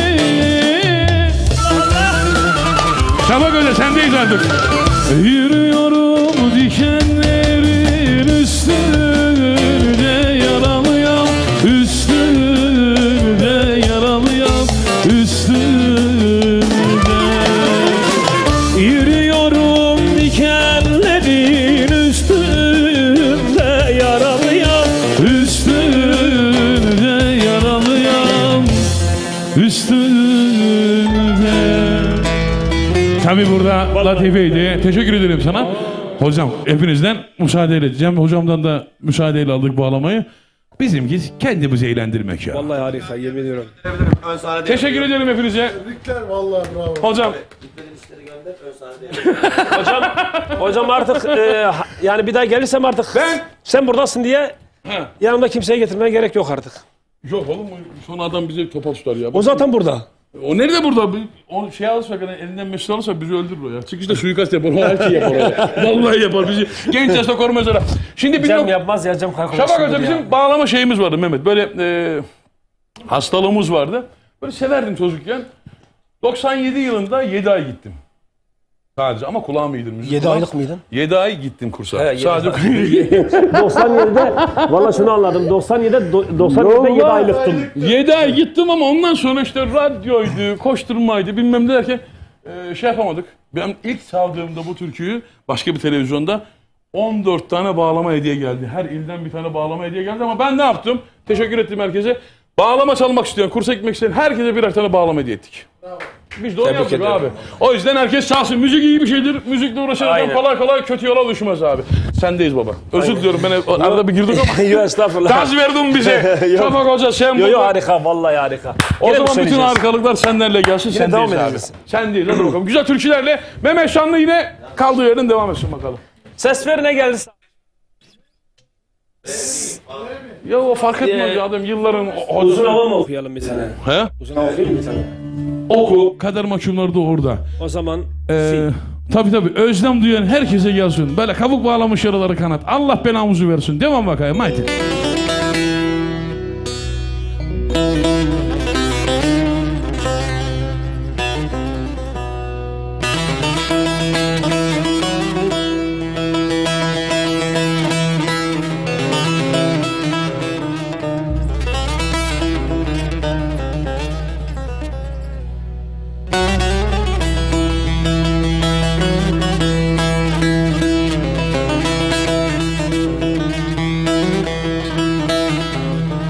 Ali Sonatay ağzına sağlık demiş. Sanatçımıza selam olsun. Yine fanlı iş adamımız sponsorlardan.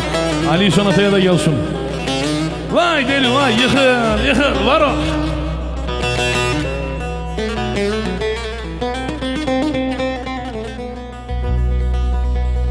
Tükendi naksı ömrüm.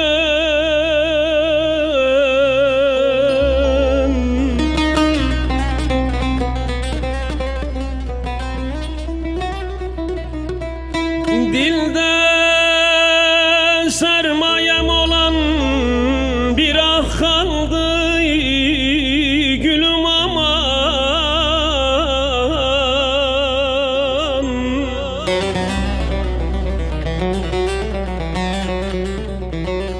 Tükendi naksı ömrüm, dilde sermayem bir ah kaldı gülüm aman.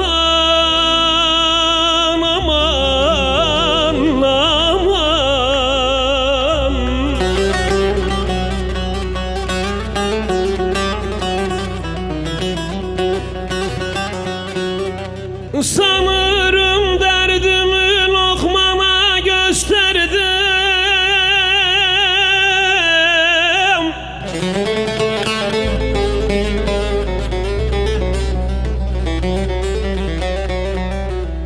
Sanırım derdimi lokmana gösterdim.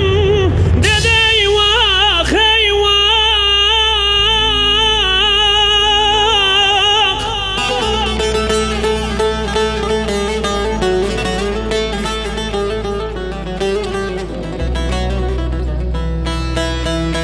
Bu derdim def'üle bir çare, hakiki bir ilah kaldı gülüm aman.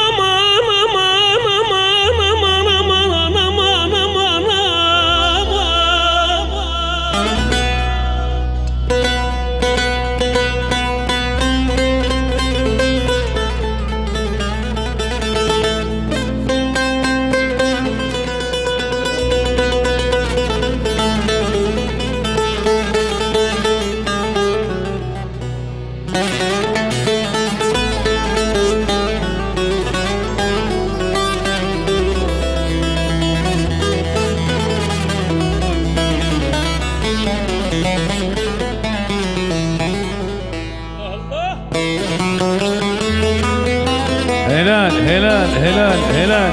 Yıkıl, var ol.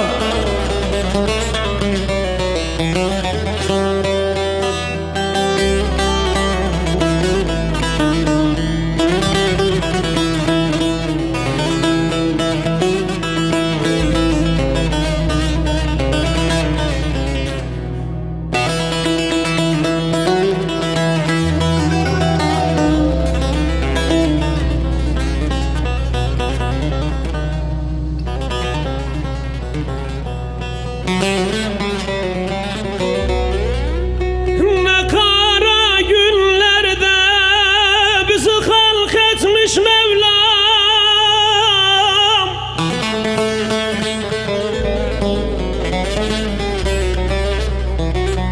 Ne kötü günlerde beni doğurdun zavallı anam.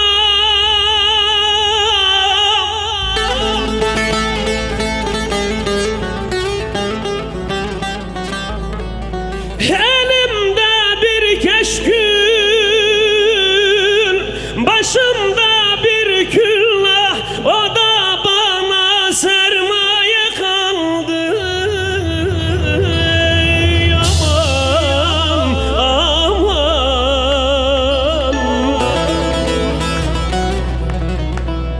ölümüme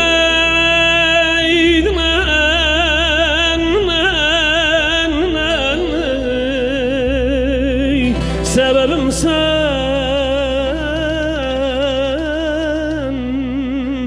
oy.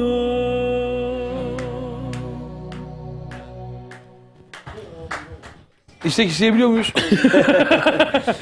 Tabii ki istek isteyebiliyorsunuz. Peşine. Peçetenin içine yazıyorsunuz. İçine $100 koyup gönderiyorsunuz. $100 şu an kaç para biliyor musun sen? $100 dediğin ne Yani biliyor ya musun? koskoca dadalı yani. Ya Aa. sana $1000 feda. Bana Yani. öyle gaz verme. Doğukan oğlum arabanın arkasında çantayı al gel. Çantayı al gel Doğukan, gene gaza geldim ha. Ama evvel Allah'ın izniyle arkamızda şey var ha, neydi? Yok vallahi. Yılmaz abi var. Ya hepsi var ha. Şimdi yani her şeyden önce yani orada Ergin Karahan var yani. Tabii ben Dadali Karahan olarak bir açma bugün perdeleri, senin sesinden dinleyebilir miyiz? Aa, çok seviyorlar biliyor musun? Yapabilir miyiz? Mümkün mü efendim? Tabii ki efendim. Tabii muhakkak ki. Açma bugün perdeleri şu anda ekran başındaki herkese, hepinize gelsin. Ama beraber okuyalım. Ricamız, ben vokalde kalayım ya. Ben seni ezmek istemiyorum Mehmet. Niye bize bunu yapıyorsun? Ezmeden eşlik Ama edebilirsin. şimdi kabuk bağlamış olarak anlatacağız. Açma bugün perdelerinin içinde kimler kendini buluyorsa hepiniz armağanımız olsun. Mehmet Şanlı, bizi bu akşam şereflendirdin. Adamsın. Estağfurullah, Yolun benim her daim şeref açık bana olsun. ait. Eyvallah. Açma bugün perdeleri.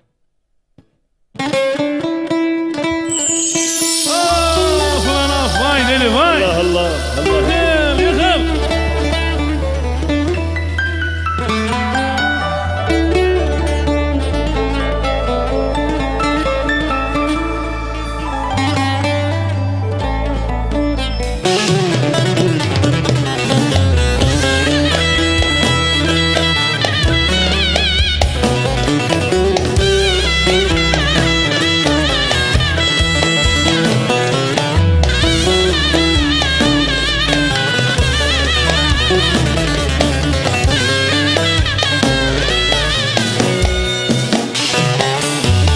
Açma bugün perdeleri, çıkma kapılara çıkma. Açma bugün perdeleri, çıkma kapılara çıkma. Öylesiye sevdim seni, dünya başıma yıkma. Ah Mehmet ah. Orduyu başıma yıkma. Yar seni çok sevdim ama Onursuz da yaşayamam. Neler duydum sorma neler. Ben bu yükü taşıyamam. ulan ah. Yar seni çok sevdim ama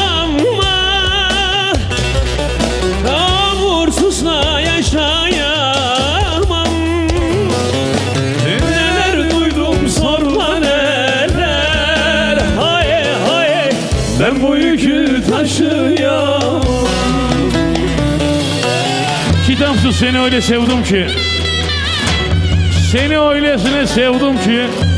Ama bir yandan da bakıldığında neler duyduk neler. Ne sen sus, ne sana olan sevgisiz, ne onursuz ne de şerefsiz ama her şeyi bir yana koy be. Sensiz yaşayan Allah belasını versin. Devam.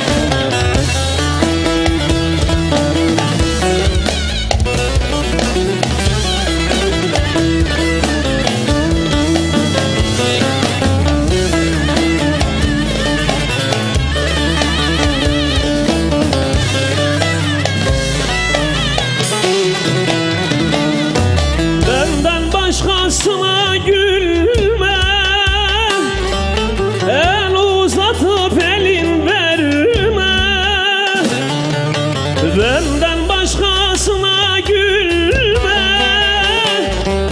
el uzatıp elin verme.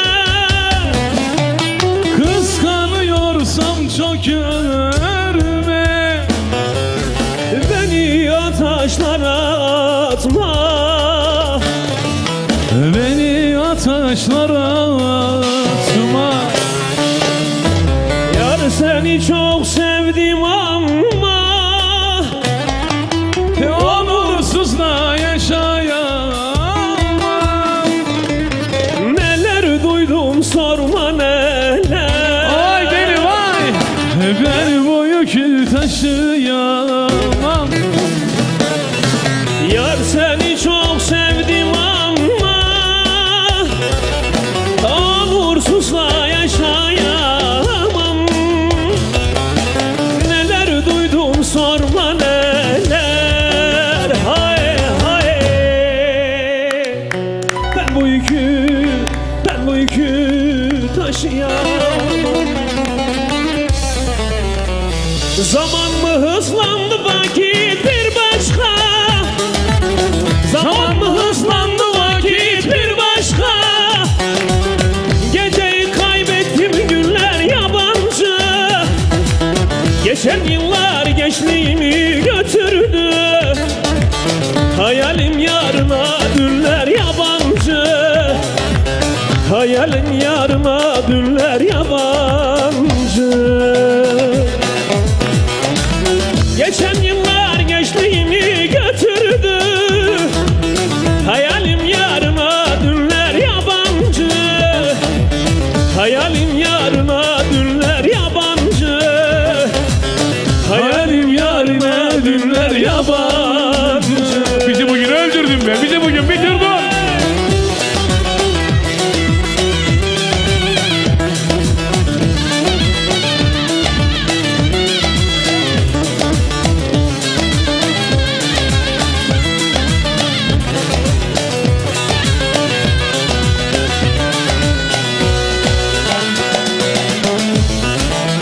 Çuğulu çınarın boynu bükülmüş. Çuğulu çınarın boynu bükülmüş. Daha güz gelmeden dalı sökülmüş. Hangi fırtınadan kökü sökülmüş. Baharda bir başka inler yabancı. Baharda bir başka inler yabancı. Hangi fırtınadan kökü sökülmüş. Baharda bir başka inler yabancı. Baharda bir başka inler yabancı. Baharda bir başka inler yabancı. Bana diyorsun ki bak. Hayrettinciğim benim mikrofon yine bir çarşı pazar karıştı burası böyle coşunca.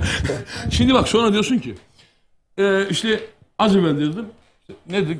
Saydığımız vilayetler var ya. Evet. Daha saymadığımız vilayetler de var. O alçak gönüllülük yapar ama biz biliriz onu yani. İşte bu yüzden Mehmet Şanlı 81 vilayet arkanda. Bu yüzden Allah 81 razı vilayet olsun. Mehmet Şanlı diyor işte. Eyvallah Allah Ya. razı olsun. Diyor mu gerçekten? Diyor mu gerçekten değil gerçekten diyor. Sağ olsunlar Allah razı olsun. Buna Ya biz de emin ol sen de bilirsin. elimizden geleni yapmaya çalışıyoruz tabii ki. En iyisini yapıyorsun ve en iyisini yapacağından da. Yani gördüklerimiz senden, göreceklerimizin garantisi. İnşallah. Aynen. Evet Allah'ın izniyle. Evet. Baba bir tane alttan yoralım değil mi? Bu 2 sene zaten sonra göremeyeceğiz ha. 2 sene göremeyeceğiz. Nedir o? Doğukan. 2 senenin acısını mı çıkarıyorsun benden şu anda? Şimdi bak. Ama bu akşam keyif aldım. Bu akşam keyif aldım. Bu akşam sezon mu? Yapma bana öyle gaz verme. Söz verdim dostlarıma. Bu akşam içeceğim. Sen düz okuyacaksın herhalde. Ben vokalde şive mi gireyim? Sahnede gittiğim gibi gidiyorum şu anda. Yıkın. O zaman devam haydi. Söz verdim dostlarıma, sözümü tutacağım.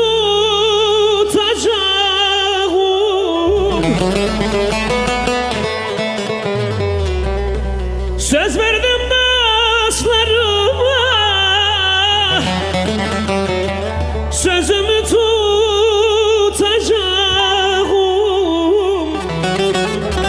Çok zor olacak ama seni unutacağım.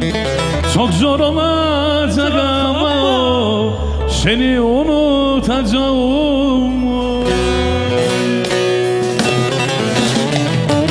Bu akşam içeceğim bir büyük bir de yarım. Buz koyun bardağıma, belki söner efkarım. Bir de nasibesi gelsin şimdi. Bu akşam içeceğim bir büyük bir de yarım.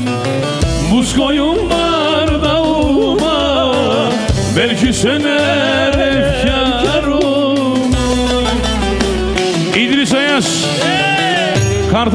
Kartal Kapalı Cezaevi, sol E5 koğuşu. Yanacak bu akşam orası. Yanacak bu akşam orası. Allah'ına kurban. Yaktın bizi. Ulan matayırım ben, matayırım.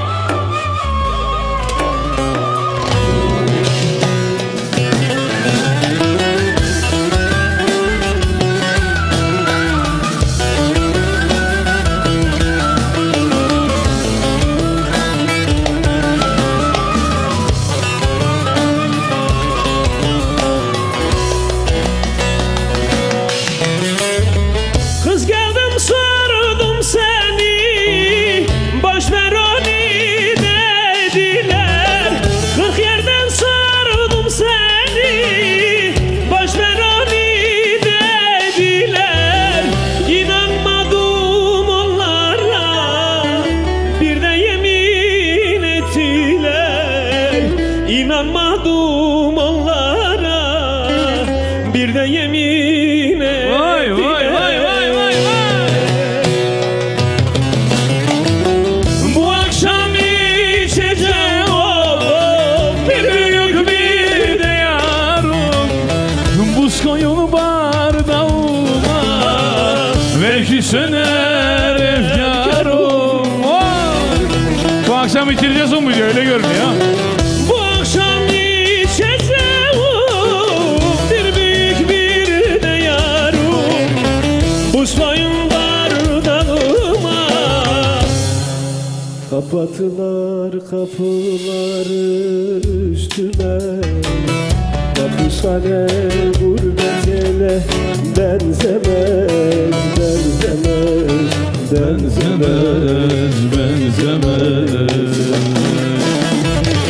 Mahpushane gurbet ele benzemez, benzemez, benzemez. Mahpushane gurbet ele benzemez, benzemez, benzemez. Kader mahkumlar için, kader mahkumlar için. Bu da bütün kader mahkumları için. Aynen, bütün kader mahkumlar için yazın. Kartal Kapalı Cezaevi, sol E5 koğuşu ve bütün Kartal'da yatanlar. Artı Medres Cezaevine, Ümraniye E tipine, Ümraniye T tipine, Balıkesir'e, Bandırma'ya, Bakırköy Kadın Cezaevine, hepsine tek tek konser düzenledik, geliyoruz. Selam olsun. Sevgiler, selamlar gönderiyoruz hepsine.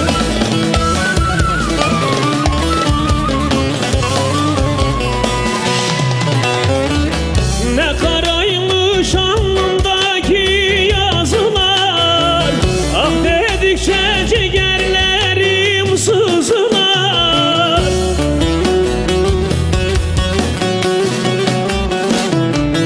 Ardından ağlıyor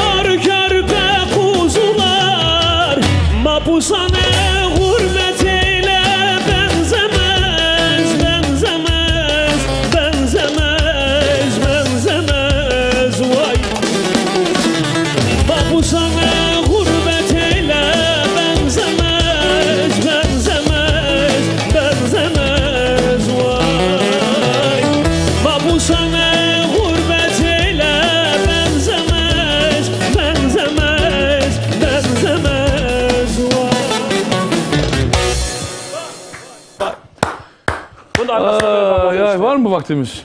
Ne o?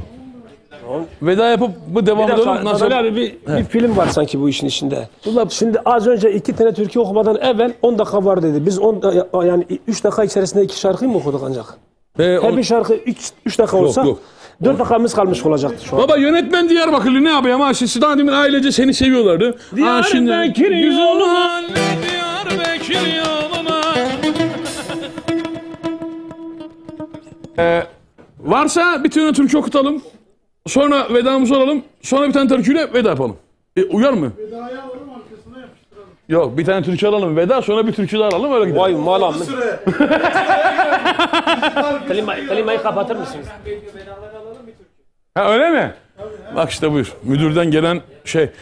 Niye senden, Ekstraya mı giriyor? niye senden almıyoruz abi bir tane? Ne? Bir türkü. Ben mi? Yok, ben vokalde kalma taraftarıyım. O zaman bir ses Hayrettin abi var bizim sesçi içeride, duygulanıyor. Ben okudum, adam ister istemez ağlıyor. Yani Sen de dayanamıyor. onun ağlamanı istemiyorsun. Ağlatmak istemiyorum hani. Mehmet Şanlı, çok teşekkür ediyorum. Şakası bir yana ama yine son 6 dakikalık reklamımız da var. O da gireceği için en son. Ben her şeyden önce programdasın, yüzüne karşı değil. Sana olan sevgimizi biliyorsun. Şahsım adına da, kurumum adına da, radyom ve televizyonum adına da. Gerçekten bizim için değerli bir sesin. Bak şimdi Ekin radyo, televizyon gerçekten benim için ayrı yeri vardır. Hani ben çok gelip gittim yani buralarda. Onu biliyoruz. Bize çok da katkısı olmuştur. Radyo Ekin'in ve radyo Ekin Radyo Ekin Radyo ve Ekin TV'nin çok katkısı da olmuştur bize. Kesinlikle öyle. Her zaman bizim ailenin televizyonu gibi yani zaten. Şimdi yönetim kurulu başkanımız... Birkaç tane daha var da. Yönetim kurulu başkanımız sevgili Selahattin Bayram başta olmak üzere genel müdürümüz Emrah Binici, yine aynı zamanda benim de meslektaşımdır kendisi. Bu çatı altında yani gerek radyocu arkadaşlarımız olsun, gerek televizyon ekibi olsun, kameramanlar, yönetmenler, reji vesaire program yapanlar biz bir bütün olarak görüyoruz. Aynen. Sizlere de saygı duyuyoruz. Çok yoğunsunuz. Yoğun olduğunuz için çok da fazla baskı yapmak istemiyoruz ama arada bir gel. Yolu öğrendin. Aynen. Ya tabii ki yeni bir şeyler yapınca gelmek istiyor insan. Tamam. Sen hep yeni bir şey yap gel. Çok teşekkür ediyorum. Şöyle senden güzel 2 cümle de olsa veda demeyelim de kapanış konuşmasına yani, dair. Ben çok beceremem konuşmayı normalde ama teşekkür buradan bizi izleyen herkese buradan saygılarımızı, selamlarımızı gönderiyoruz. Sevgili Yılmaz Öztürk bizi izliyor buradan. Ona da buradan saygılarımı, sevgilerimi gönderiyorum. Annem de beni izliyor Urfa'da. Ellerinden öpüyorum. Annemin ellerinden öpüyorum. Allah başına eksik etmesin. Küçüklerin gözlerinden öpüyorum. Herkese Allah'a emanet ediyorum. Sen şarkını ayarla, ben veda konuşmamı yapayım. Efendim, biz Aile Sunan'ın sonuna geldik. Güzel güzel birlikteliklerimiz olacak. Her hafta böyle sevilen sesleri en iyi şekilde sizlerle birlikte ağırlamak için elimizden geleni yapacağız. Ben ana sponsorum İstanbul Sanayi Doğalgaz'a çok teşekkür ediyorum. Uşak'la bir dakika. Ana sponsorumuz İstanbul Sanayi Doğalgaz. O 5 milyon elektrik faturası ödeyenler var ya, %60'ı cebinizde kalsın diyorsanız İstanbul Sanayi Doğalgaz'la irtibatta kalın. Yine altban sponsorlarıma çok teşekkür ediyorum katkılarından dolayı. Haftaya Perşembe yine sevilen bir isimle burada olacağız Allah'ın izniyle. Yarın saatler 07'de Radyo 2'deyiz. Vallahi keşke zamanımız uzun olsa daha da uzatabilsek ama doyumluk olmaktansa tadımlık olmak her zamankindendir. Rabbime ama emanet olun. Hepinizin cuması mübarek olsun. Yönetim Kurulu Başkanımız Selahattin Bey, sonrasında Genel Müdürümüz Emrah Binici, yine yönetimimizden Cihat Bayram, reji, kameraman arkadaşlarım, meslektaşlarım, hepinize çok teşekkür ederim. Emeği geçen herkese sonsuz şükranlarımızı sunalım. Teşekkür ediyorum. Yarın radyoda görüşürüz. Haftaya da burada görüşeceğiz. Allah'a ısmarladık demeden önce Mehmet Şanlı sizlerle diyoruz. Hadi bakalım. Diyarbakır yoluna, Diyarbakır yoluna, doydum düştüm toruna, doydum düştüm toruna. Bu sevdalar boşuna, bu sevdalar boşuna. Delalım, delalım, delalım, delalım, delalım. Bu sevdalar boşuma, bu sevdalar boşuma. Delalım, delalım, delalım, delalım, delalım. Hey! Hey! Hey! Vur! Vur! Ha! Ha!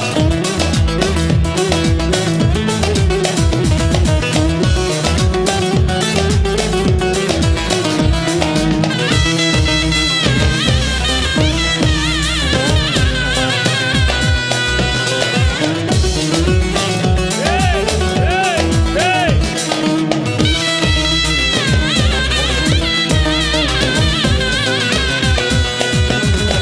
Gazi köşkü bahçalar le, Gazi köşkü bahçalar.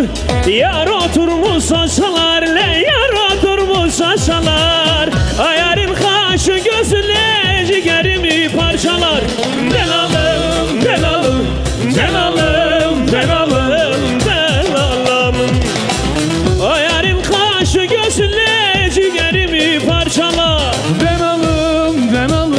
Denalım, denalım, denalım. Hey! Ha, ha, hey, hey, hey, ha, ha.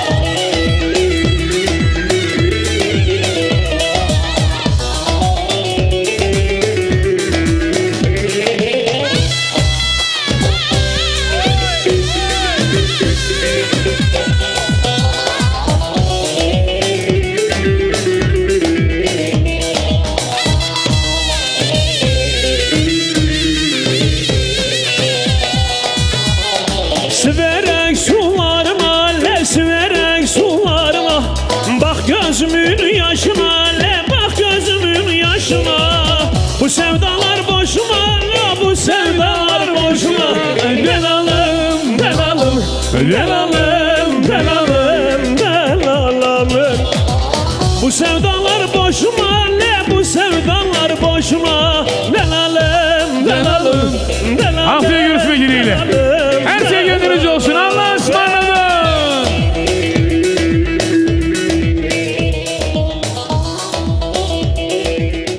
İstanbul Sanayi Doğalgaz'ın sunduğu Dadali Show sona erdi. Radyo 2